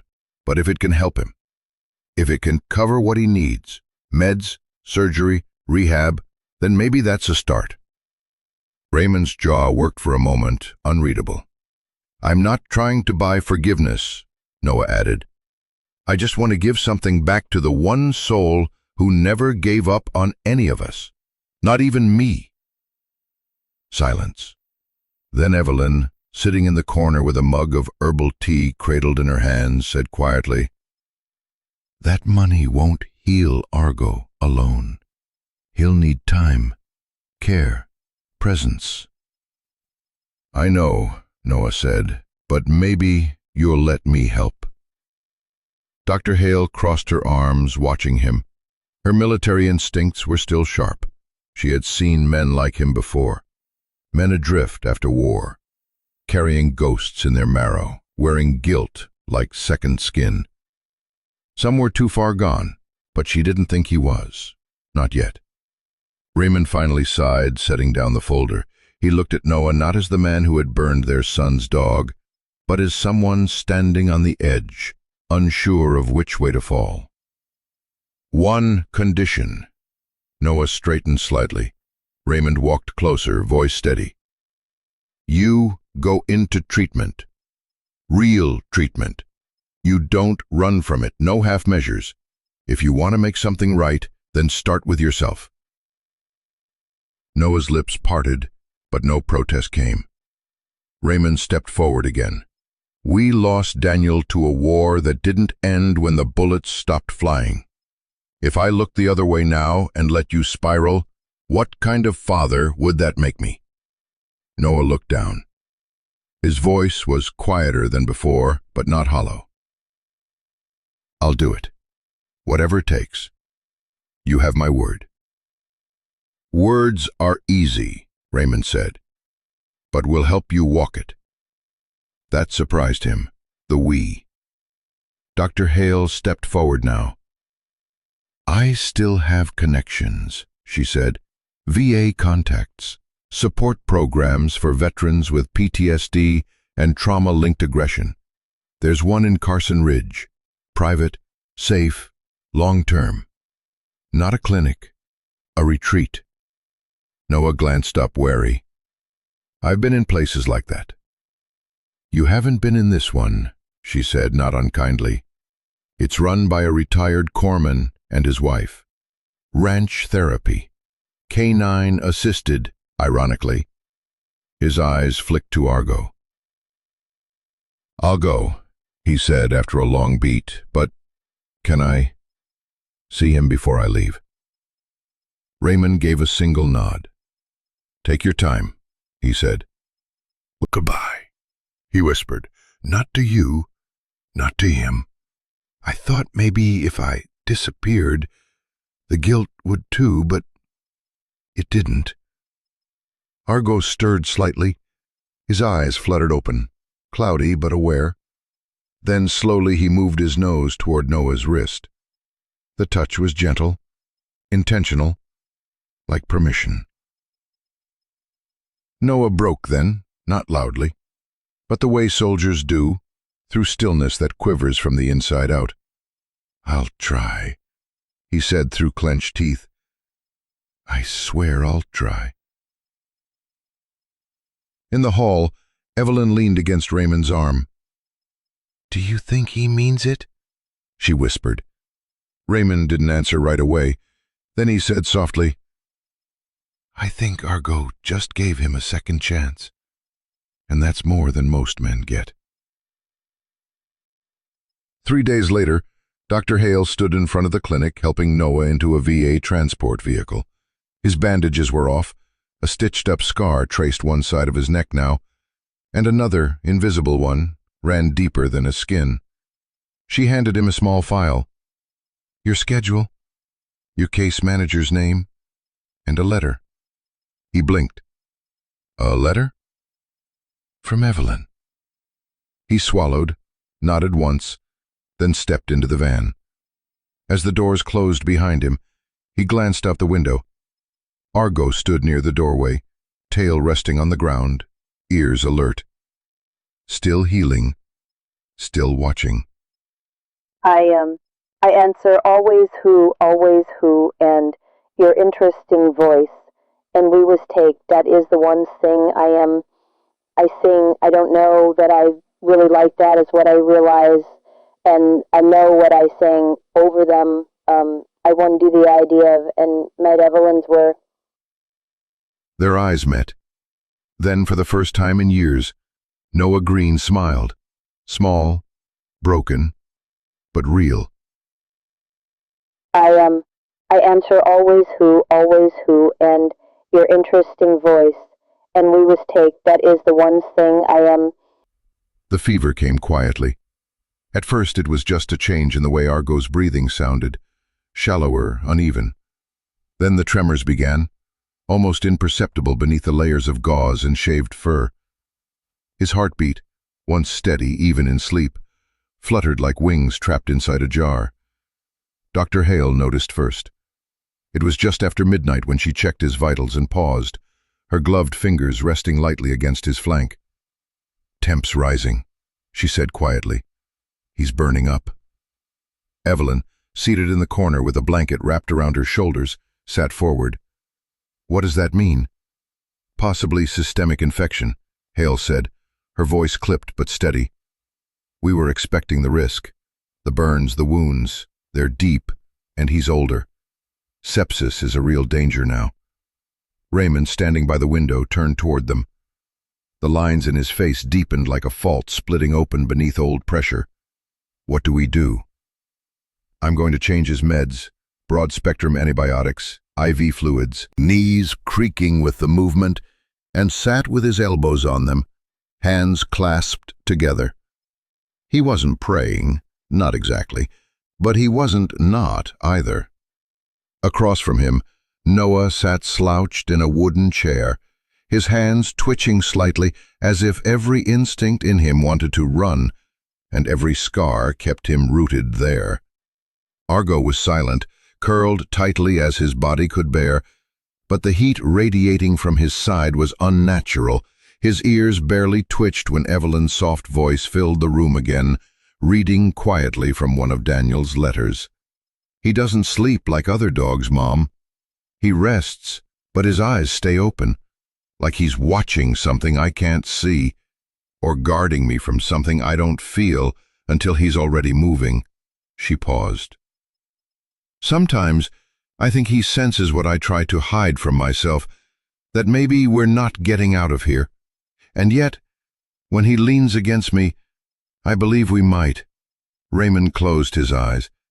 He could still see Daniel, 10 years old, running through the tall grass behind their house with a toy plane in his hand, his laughter trailing behind like wind chimes. Before war, before letters, before graves. He reached through the cage bars and laid his palm gently on Argo's paw. "Don't let go, boy," he whispered. Not now. You found your way home. Don't stop halfway. Around 3:30 a.m., the convulsions started. Not violent, but enough to shake the IV loose. Dr. Hale moved quickly, reattaching the line, switching bags, adjusting the rate. Her hands were surgical steel, unshaking, unyielding, but her eyes betrayed her. "This is the worst of it," she murmured. "If we can keep his vitals steady until dawn, he has a shot." Noah rubbed his face with both hands. "And if we can't?" She didn't answer. Raymond stood up slowly and crossed the room to him. He didn't speak right away. When he did, his voice was low, like gravel turned to velvet by grief. "You sat by Daniel when he was wounded, didn't you?" Noah nodded once. "I did." "Then you already know the only thing that matters." "What's that?" "Presence," Raymond said. "Not fixing, not forgiving, just not leaving." The night dragged on in thick, aching silence. Time slowed between heartbeats, between IV drips, between flickers of movement under Argo's heavy eyelids. At some point Noah dozed off, his chin tucked into his chest, arms folded across himself like a boy, sleeping in the back seat of a car during a storm. Raymond stayed awake, barely blinking, as if his will alone could keep death at bay. Evelyn brought them coffee around 5, her hands trembling only slightly. She didn't ask if they wanted it. She just placed the mugs down and stood between the two men, one broken by what had happened, forgot how to hope. Dr. Hale returned just before sunrise and checked Argo's temperature. She blinked, then checked again. "Down," she whispered. "What?" Evelyn leaned forward. "His fever's broken. It's slight, but it's there. He's fighting." Noah stirred awake and looked up. Raymond exhaled for the first time in what felt like hours. Argo shifted in his sleep, ears twitching once. Then, with the smallest effort, he opened one eye and looked directly at Raymond. It wasn't a plea, it wasn't fear, it was presence. Raymond knelt beside him and whispered, "Welcome home, soldier." And for a brief second, Argo's tail moved, one slow thump against the bedding. Not a celebration, but a sign. He wasn't done yet. The clinic had quieted. Morning light filtered softly through the blinds, casting long slats of gold across the tile floor. Machines beeped in rhythm, and the air carried the scent of antiseptic, old coffee, and something else, something gentler, like hope beginning to unfurl. But inside the recovery room, something was shifting. It began with a twitch, then a growl. Raymond looked up from his seat beside the cage, coffee cooling untouched in his hands. He leaned forward. Rex now, as the name returned to them all, like an echo from a life almost lost, was asleep. But his legs jerked. His tail flicked once. Then a deep, chesty bark rattled from his throat. Not playful, not alert. This was something older, hollow, like memory spoken in a language only dogs understood. "Rex," Raymond called gently. The dog didn't stir. He whimpered now, low and rhythmic. His body shook, eyes clamped shut. Nails scraped against the metal lining beneath his blanket, as if trying to dig through something invisible. Dr. Hale entered just in time to see it. She didn't speak, didn't reach. She simply crouched near the glass and observed with the steady precision of someone who had seen soldiers, both 2- and 4-legged, fight battles even in sleep. "Flashbacks," she murmured. Raymond turned to her, frowning. "You mean like dreams?" She shook her head. "No, trauma." 10 minutes later, after Rex had calmed under her careful hands and the soft weight of Evelyn's voice humming an old lullaby near the door, Dr. Hale pulled them aside. "PTSD isn't just for humans," she said. "We've known it for years, but no one talks about it much." She paused, then reached for the folder she'd kept on the counter, Argo's, Rex's, medical notes. He was exposed to repeated trauma, high stress, explosions, combat. Add separation from his handler, abandonment, abuse. It's a miracle he's even emotionally reachable. Raymond looked back at the cage, his chest tightening. He looked okay when he wagged his tail, he said, more to himself than anyone else. That was loyalty, muscle memory, What happens now? Dr. Hale sighed. He needs space, predictability, safety. The barking and sleep, the digging, that's memory. Pain, panic, it comes like waves. Loud sounds, certain shadows, even a scent, anything can trigger it. And yet, Raymond said, swallowing hard, he still came back to us. Because to a dog like Rex, Clarissa said, home isn't just a place, it's a person. Later that day, a box arrived. It was marked Returned Military Effects and had dust from another life clinging to the corners. Inside were 2 items wrapped in faded cloth. One was Daniel's field collar, the original one, worn thin at the edges, with a tag that read, Rex, Canine Unit 117A. If found, return to handler. The second was a rubber Kong toy, chewed nearly in half. When Evelyn brought the toy near the kennel, Rex, still drowsy from antibiotics, lifted his head. His eyes tracked it slowly, as if remembering something. And then a sound. Helicopter blades. Far off, just a news chopper, barely audible. But Rex bolted upright, stiffened, and let out a growl so raw and guttural it froze the room. Rex, no, Raymond said, stepping forward. But Rex wasn't looking at him. He was looking through him, eyes wide, heart pounding, body crouched low as if waiting for an explosion that never came. Then, suddenly, he darted to the back corner of the kennel and curled himself tightly, whimpering again. Dr. Hale didn't even hesitate. She crouched near him, low and slow, whispering something neither Evelyn nor Raymond could make out. Her hands never reached in, only hovered near, letting Rex choose her pace. When he looked at her, ears flattened, chest heaving, she finally said it out loud. You don't have to fight anymore. That night, Evelyn wrote in her journal for the first time since Daniel's funeral. He's not just injured.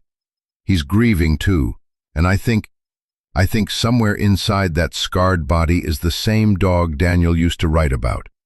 The one who slept beside him in foxholes, barked at the sound of zip ties because they meant prisoners, and leaned into him when he cried quietly into MRE wrappers. He remembers, maybe not the way we remember, but in flashes, and scars, and silence. He remembers love too, because even through all that pain, he came back to us. He came home. By dawn, the barking had stopped, but the healing had only begun. And though the trauma would never fully vanish, not for Rex, not for Raymond, not even for Noah, there was something that lingered in the way Rex watched the light as it crept across the floor. He followed it, just with his eyes, but it was enough. It meant he was still here, and for now, that was everything. The storm outside hadn't let up all night, from the heart monitor blinking softly beside the cage. Noah sat there alone. He hadn't slept. His bandaged hands rested on his knees, but his fingers tapped restlessly, like they were looking for something to do, something to fix. But there was nothing left to fix. Just a dog who might not wake up. Just a man who didn't deserve a second chance. Rex, Argo, lay curled in the far corner of the cage, chest rising and falling too slowly for comfort. The fever had taken its toll. Antibiotics had bought time, but not a promise. The silence between them was filled with more than the storm. It held guilt, memory, and something harder to carry, hope. Noah finally leaned forward, pressing his forehead to the cage bars. Hey, he whispered, voice hoarse. You can go, you know. The dog didn't move. You don't owe anyone anything anymore, Noah said, swallowing. Not Daniel, not me. He closed his eyes. You did your job. Better than any of us ever could. You found him in the rubble. You waited. You searched. And when he didn't come back, his voice cracked. You still tried. A tear slipped down his cheek. I'm sorry I couldn't save him. I should have taken the blast. Not him. Outside, the thunder cracked louder. Noah flinched, but Rex didn't stir. I lit the match that night thinking I was lighting the end of it. I thought if I went out with the smell of gun oil and gasoline, maybe God would understand what I was trying to say. Maybe Daniel would. He reached a hand toward the cage, not touching, just close enough for the warmth to pass through the air. And you. His voice dropped lower, gentler, like speaking to a child. You were just trying to stop me. Just like you always did. You knew better. Always did. He laughed quietly. It didn't last long. I'm sorry, Ghost. I should have never. God, I'm sorry. The room felt impossibly still. Then, Noah did something no one had seen him do since returning from Afghanistan. He prayed. He didn't ask for healing or forgiveness. Just this. If you still have anything left in you, come back. Or if you need to go, don't wait for our permission. You've already given more than enough. Morning came slowly, shy behind the storm. Dr. Hale was the first to return. Evelyn followed with a thermos of coffee. Raymond was already asleep on the bench, arms crossed over his chest, one hand still curled near the cage. But Noah hadn't moved.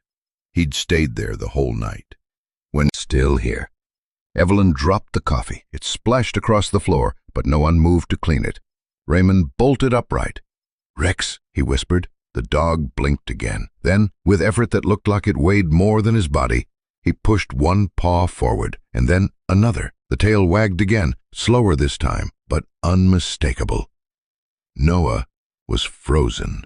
Then he laughed. A single, broken, breathless sound. "You stubborn old soldier." Clarissa knelt, scanning Rex's vitals. Heart rate's up, fever's breaking. He's responding. Evelyn sank to her knees beside Noah, her hand gripping his arm. "You brought him back," she whispered. Noah shook his head. "He came back on his own. I just told him it was okay." By noon, the rain had softened to a mist. Dr. Hale administered fluids, adjusted medication. She didn't say the word miracle, but it hung in the room anyway, unspoken yet undeniable. Rex was still weak, but his eyes followed every voice now. His breath came easier. When Raymond held out the old chewed Kong from Daniel's box, the dog licked it once, like reclaiming something lost, something sacred. Later, Evelyn sat beside him and began humming again, a lullaby Daniel had known as a child. Rex rested his head on her foot. Noah sat nearby, not speaking, just watching, just breathing. For the first time in years, he wasn't running from ghosts. He was sharing space with one. The clinic smelled faintly of antiseptic and early spring rain. From the cracked window, a breeze carried in the scent of damp earth and blooming dogwood trees, hopeful, almost mocking. Dr. Clarissa Hale stood before the X-ray film, backlit in silence. Evelyn sat with her hands clenched in her lap. Raymond stood behind her, arms crossed like a shield he no longer believed in. Noah leaned in the doorway, chewing his knuckle, half-shadowed. On the floor, Argo lay curled on a fleece blanket, breathing slow, tail twitching once in a dream. Clarissa finally turned. "There's no easy way to say this." She met their eyes, one by one. "It's osteosarcoma, bone cancer, left rear femur." Evelyn blinked. Raymond exhaled through his nose. Noah took a step closer. Clarissa gestured to the X-ray, pale fog spreading through the femur like cracks in glass. "It's aggressive, likely metastasized. That's why the infection lingered. It masked something deeper." "How long?" Raymond asked quietly. "Maybe a few months, with amputation and chemo. 6, maybe." The room fell still again. But, she added gently, the treatment would be brutal. He might not survive the anesthesia. And even if he does, it won't be painless. Evelyn's voice broke. So we either hurt him trying to buy time or let him go, Clarissa said softly, when he's ready, on his terms. Noah turned toward the wall, fists against it, trying not to break. Evelyn reached down, hand resting on Argo's neck. He stirred, opened one eye, huffed softly. He didn't know what was coming, or maybe he did, and didn't care. That was the hardest part. Dogs don't ask why, they just trust us to do right by them. Raymond crouched beside Evelyn. He just got back to us. I know, she whispered, tears rising. I know. Clarissa knelt across from them. Her voice was only ever this soft with the dying and those who love them. There's still time, she said. He's eating. He's aware. It's not today. Noah finally spoke, voice cracked but firm. No chemo, no cutting, no more cold tables or strangers. Raymond looked over, surprised by the gentleness. Evelyn nodded. He deserves peace, not more war. Argo rolled to his side, pressing against Evelyn's calf, like he always did. She smiled through tears. He still thinks he's guarding me. Raymond laid a hand on his chest. He is. That night they stayed. Clarissa brought extra cushions and a space heater. Evelyn curled beside Argo, hand on his fur.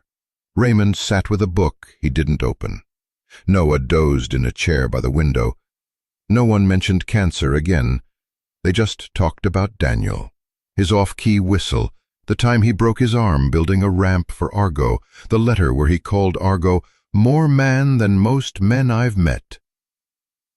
He always said Argo wasn't just a dog, Evelyn murmured. He was memory on 4 legs. Raymond was quiet. Then, he's the only piece of Daniel still breathing. At dawn, Argo stirred. He stretched, yawned, looked up at them with clear eyes. He didn't know what cancer meant, but he knew comfort, he knew presence, and he knew somehow that he wasn't alone, and in that he was content. Later that morning, the wind shifted. From the fireplace, Argo rose, slow, trembling, but with purpose. He walked to the front door and looked back, waiting. Evelyn opened it. He stepped onto the porch, nails clicking on wood, the yard damp from early rain. He sniffed the air, then turned toward the field behind the barn. Evelyn followed, sweater wrapped tight. The chill didn't match the season.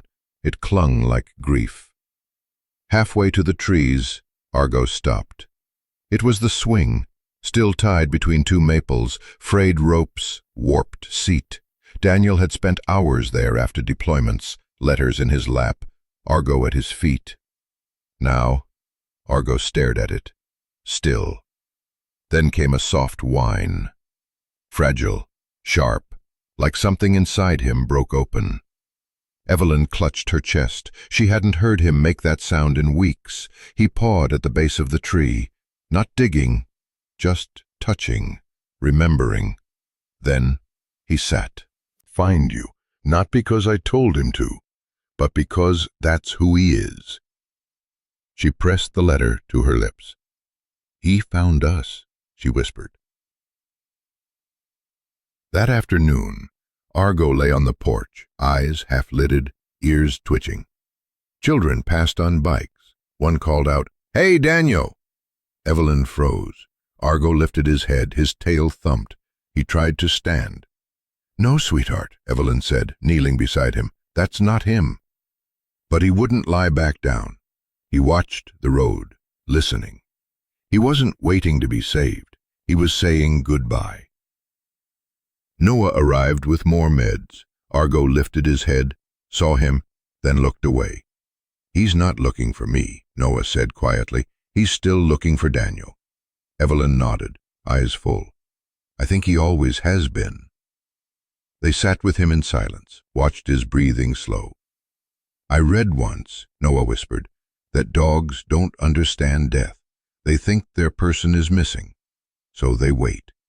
His voice broke. "I left Daniel behind, but Argo didn't." Evelyn touched his hand. "Neither did we. And now, we're here. That's what matters." That night, Evelyn placed Daniel's photo beside Argo's bed, the one of him in uniform, hand on Argo's back. Argo sniffed it, then rested his head beside it. The rain returned, soft, steady. Evelyn whispered, "It's okay now. He knows you came home. You don't have to look anymore." Argo let out a long breath, and for the first time in days, closed his eyes without twitching, without fear, without searching. The clinic was quiet at dusk. Golden light softened the walls. The air conditioning hummed like breath.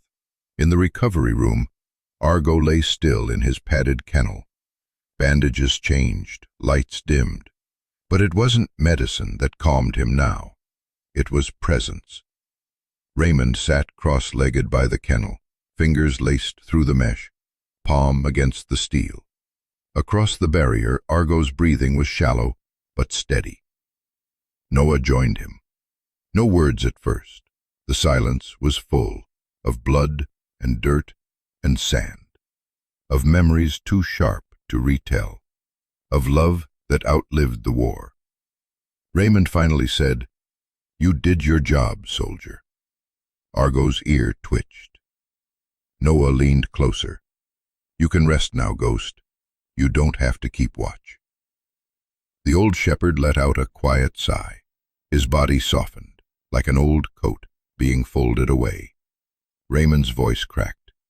"He'd be proud of you, you know." He reached into his pocket and pulled out a single dog tag. Daniel's. Scorched on the edges, bent, still legible. He set it gently beside Argo's paw. "Mission complete," Raymond whispered. Argo didn't stir. He didn't have to.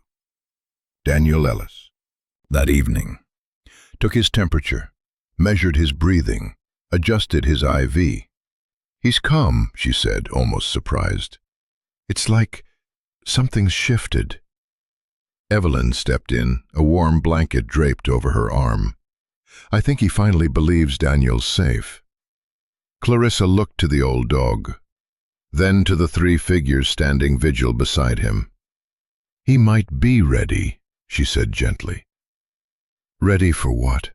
Noah asked, his voice barely above a whisper. "To live, for himself this time." That night, as the wind pressed softly against the clinic's windows and the shadows lengthened on the walls, Argo stirred in his sleep. He didn't whimper, didn't thrash or bark like the nights before. Instead, he breathed deep, slow, a rhythm that no longer matched battlefield memory, but something far simpler: peace. Raymond had fallen asleep in the chair beside the kennel.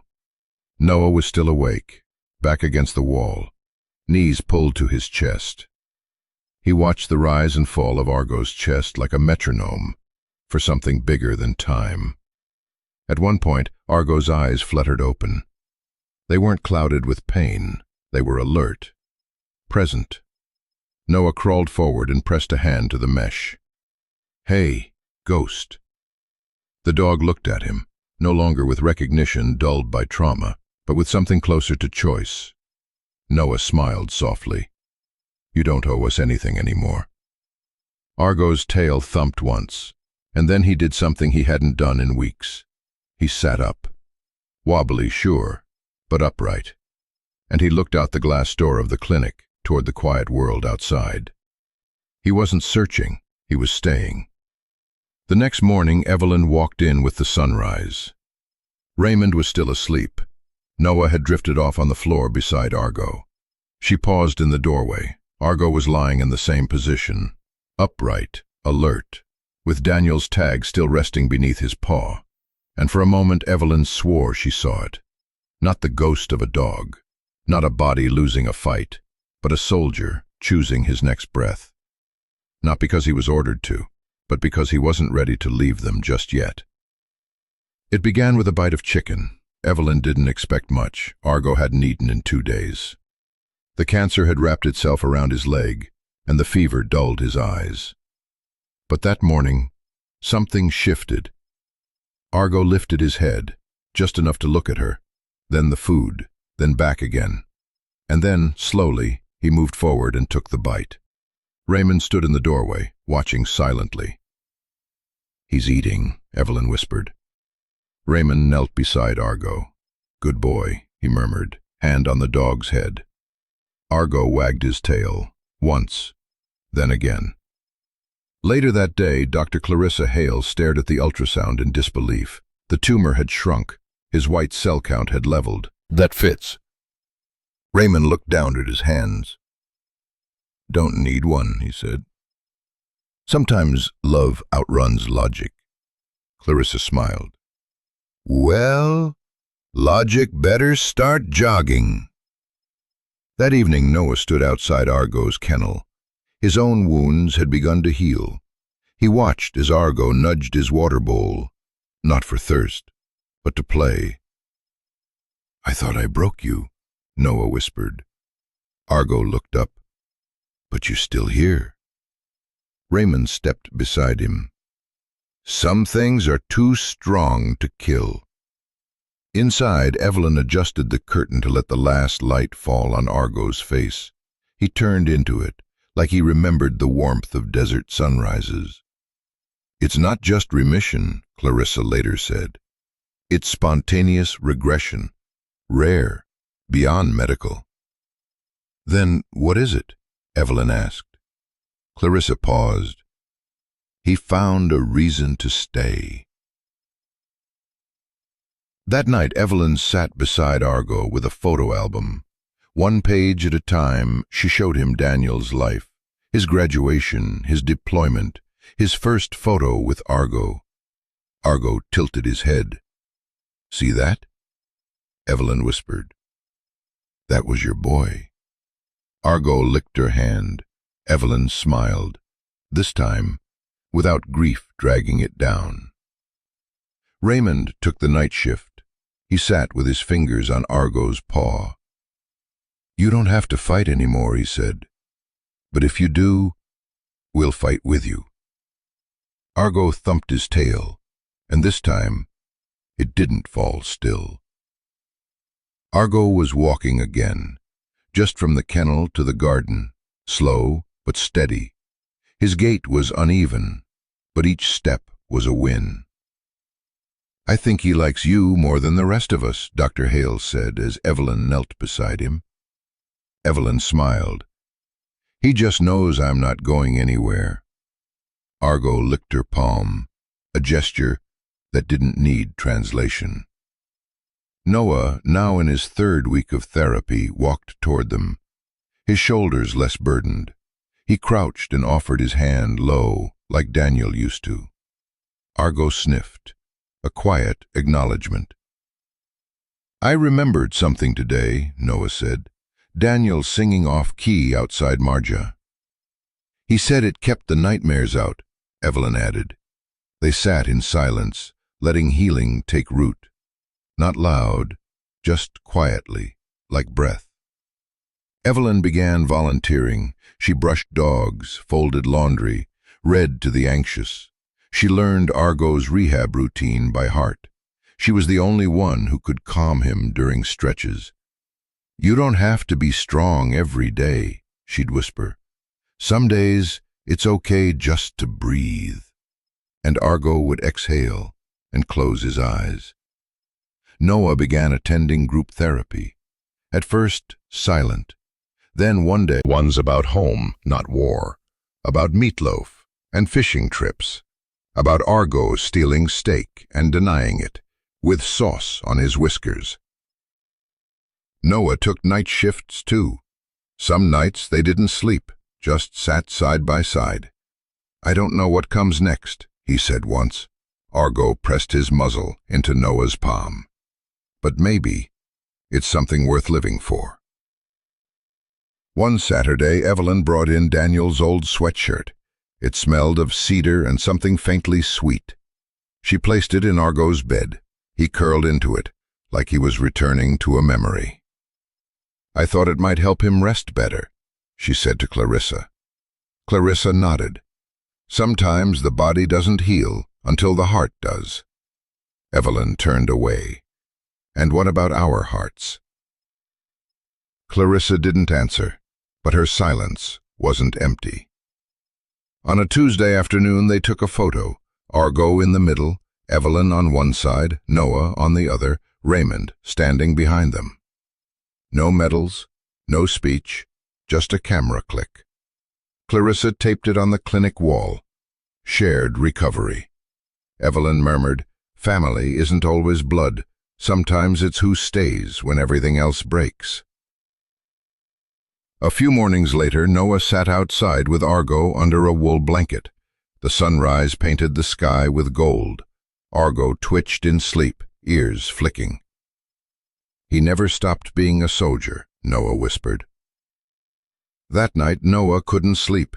He paced the clinic halls, stopped at the glass wall to the recovery ward.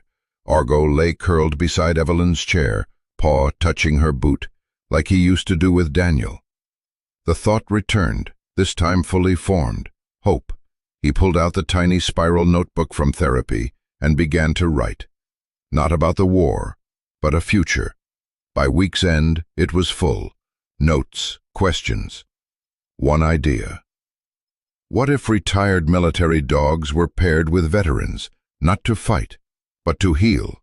He brought it to Raymond, hands shaking. "You want to pair retired military dogs with veterans?" Raymond asked. "We call it Project Argo," Noah said. Raymond closed the notebook and tapped it once. "He'd like that." "I owe him everything," Noah said. "He could have attacked me, but he didn't." "He remembered who you used to be," Raymond said. "That's what dogs do." They pitched the idea to Clarissa and Evelyn.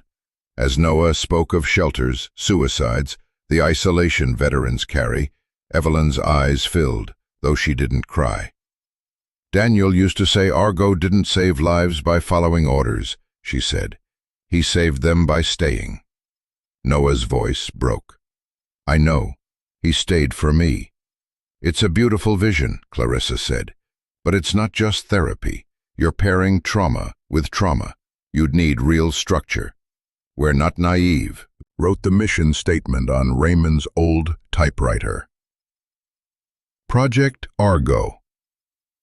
A sanctuary for soldiers, four-legged and two, who've given more than they could carry. They drew up plans, housing for vets, companion kennels, therapy space, trails. Clarissa found a trauma counselor. Noah pledged his combat pay. "I want this to be my redemption," he said. "Not a monument to guilt, but to healing." Raymond donated land behind his barn. "They deserve better," he said. Evelyn placed Daniel's tags beside Argo's scorched collar in a shadow box. "Let every dog know," she said. "Someone fought for their name to matter." That night she whispered to Argo, "You're going to save more than just us." His tail thumped once. They announced it quietly.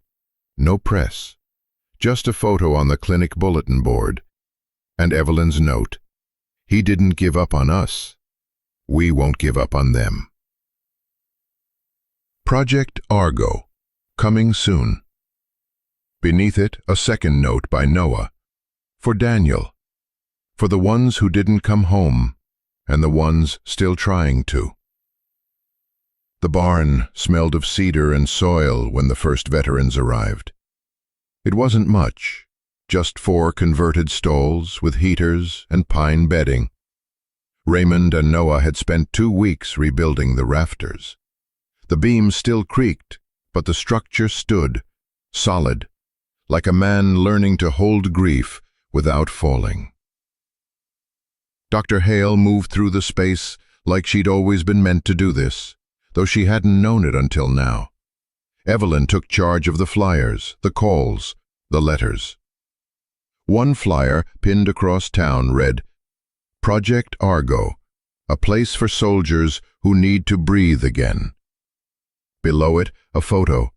A graying German shepherd standing beside a fence, watching a man walk away, but not leave. They didn't expect many to come. But among the broken, word travels differently, slow in some places, like a whisper across a fire pit, fast in others, like oxygen finding a flame. By the second week, 3 veterans had arrived. Troy, a Marine who hadn't spoken in 5 months. A nurse from Fallujah who flinched at coffee brewing. And Corey, who lost half a leg and all his purpose to an IED. None of them smiled until Argo walked in. He didn't perform tricks or follow commands. He simply walked the barn, tail low, limp visible. He sat beside Troy and leaned against his knee. Troy hesitated, then rested his hand on Argo's head. I had one like him, before the 3rd tour. Dr. Hale didn't write anything down. She just nodded. Healing had begun. Raymond ran the schedules, but he refused to call them patients. Chose someone new. He nudged Corey's elbow until the young man stopped hiding his hand in his hoodie. He lay beside the nurse during her night terrors. No bark, no command, just his breath steady like waves.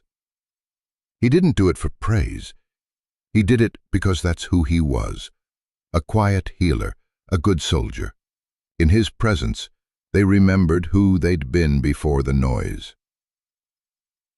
One afternoon, a man parked outside the gate and just stood there, boots dusty, jacket worn, hands trembling from memory. Argo saw him before anyone else. He didn't run, he walked, steady, limping, straight to the man who dropped to his knees. His name was Bishop, he choked out. I didn't get to bury him. Argo leaned in, scarred head pressed against his chest. It wasn't therapy. It was truth. By month's end, the barn was full. Noah painted the sign. Evelyn made files, not just medical records, but unsent letters, things too painful to speak. Argo had a room of his own now, but he never used it. Every night, he chose someone new to sleep beside.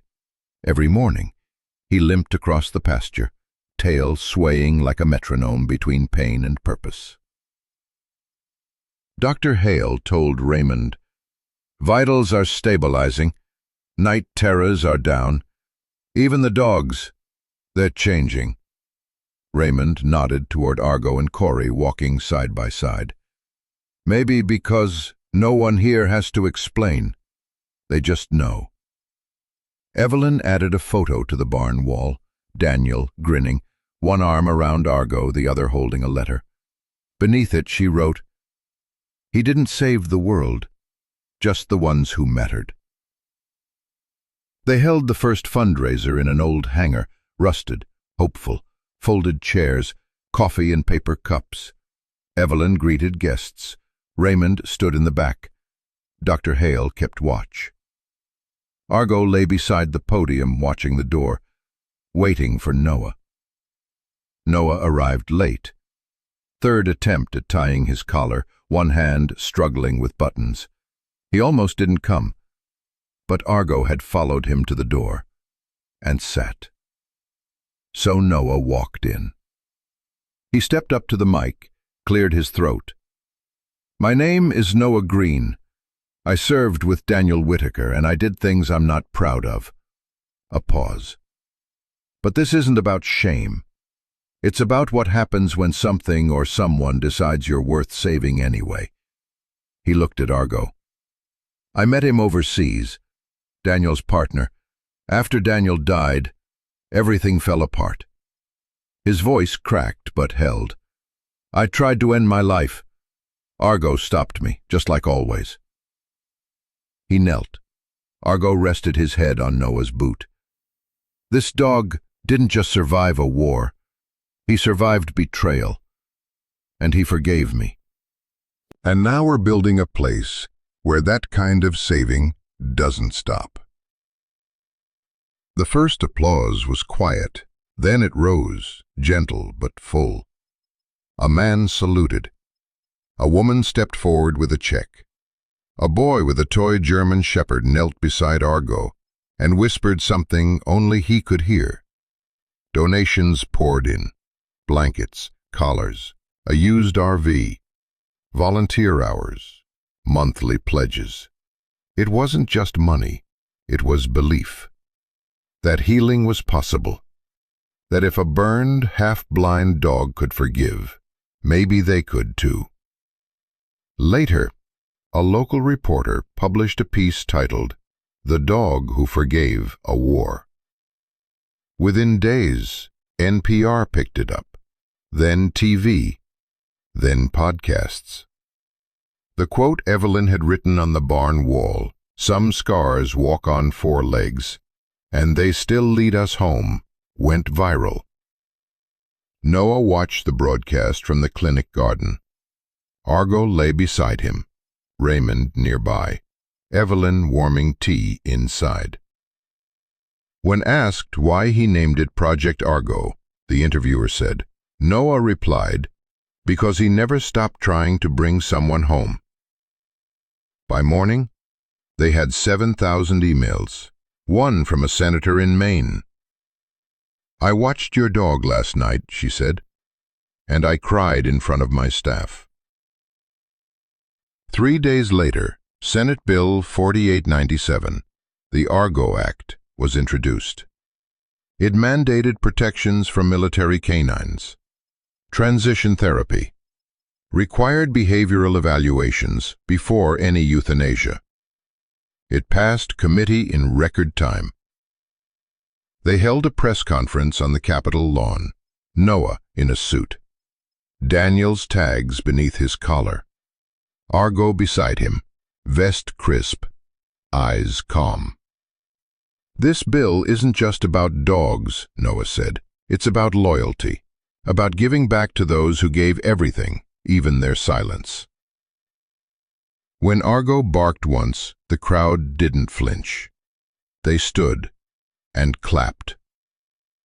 With funding secured, Project Argo expanded. A warehouse in Kansas City, a ranch in Texas, a clinic in New York. Each site bore the same symbol, a paw print beneath a folded flag. Each carried the same promise: no soldier left behind, no dog forgotten.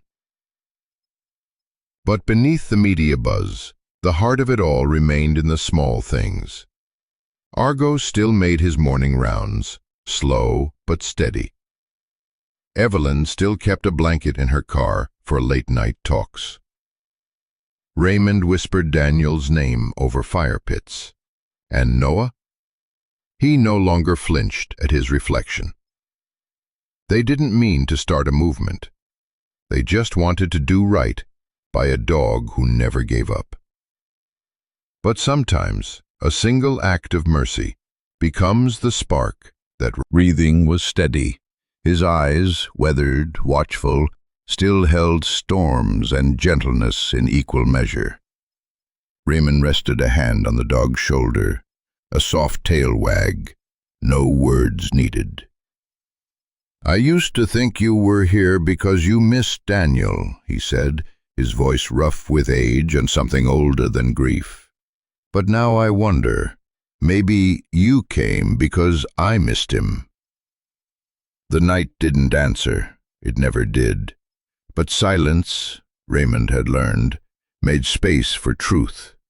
He looked out across the fields. Beyond the barn Evelyn had lit with fairy lights. Past the oak Daniel had carved at 13. Toward the fence Noah rebuilt, one post at a time, like penance or prayer.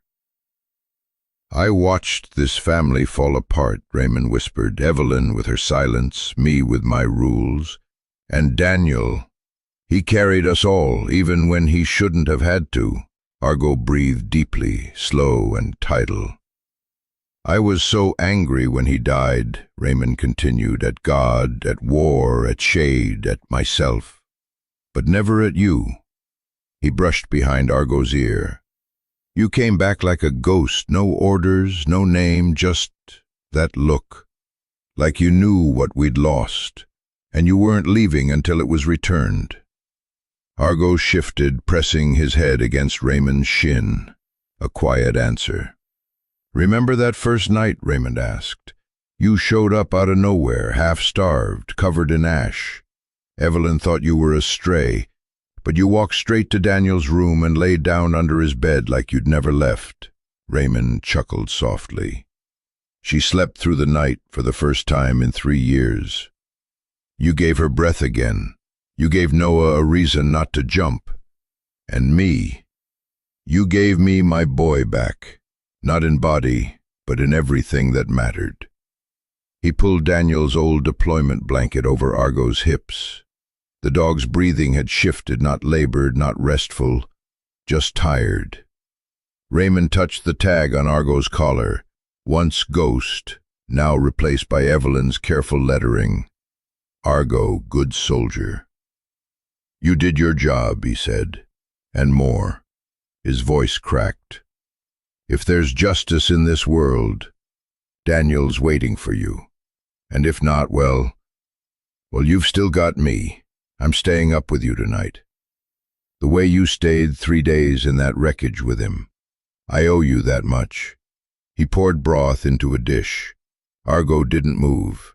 The stars above dimmed as clouds drifted in. Raymond whispered something too soft for even Argo to hear. It was Daniel's name. An hour passed, then another. The sky turned pale at the edges. Raymond hadn't moved. Neither had Argo. Until a tail wagged. Weak, but there. Argo lifted his head and looked toward the porch steps. He stayed, he said. Evelyn's voice was misted with tears. He always does. The first light touched the field, and 3 humans sat beside a dog who had never left them, and listened as the world turned again toward dawn. There was laughter in the house, soft, real, the kind that slips in when sorrow forgets to close the door. From the porch, Raymond heard it, Evelyn scolding Noah about salt, Noah defending himself with mock charm, the hiss of bacon on the griddle, the clatter of a spoon, Evelyn's laugh again, unforced, alive. Inside, the kitchen glowed with light and steam, flour on the counter, cinnamon on Evelyn's apron, a familiar old warmth. Don't burn the toast, Evelyn warned. I'm not 12, Noah replied. You're worse. 12-year-olds listen. She tossed him a dish towel. He caught it, grinning. Near the back door, Argo lay with his head on his paws, half asleep, breathing calm and deep. Raymond watched from the doorway. They weren't perfect, too many scars, but they were here, together. Coffee? Evelyn asked. Thought you'd never ask, he replied. She handed him Daniel's chipped Marine Corps mug. No words. Noah flipped a pancake. It folded like a napkin. That one's mine, he said. You've said that for the last 4, Evelyn replied. Raymond sipped, hiding a smile. For months, the house had echoed with absence. Now, it was alive, messy, healing. I might try biscuits next time, Noah said. Evelyn raised a brow. You barely survived Bisquick. I'm a changed man. You're a delusional man. Raymond smirked. You two should open a restaurant. Call it Mostly Edible. Laughter. Argo huffed contentedly from the floor, tail brushing the tile once. Approval. Later, they sat on the back steps, Argo between them, knees nearly touching the way families do when they've stopped pretending. I used to think family was blood, Evelyn said softly. You raise a child, you bury him, that's it. Noah glanced down. But now I think it's the ones who stay, even when they don't have to. She placed her hand on his. He didn't flinch. Raymond stared at the sun. Daniel always said Ghost didn't pick fights. He just protected what mattered. They looked at Argo, still, ears perked. He knew, Noah said. He still does, Raymond replied.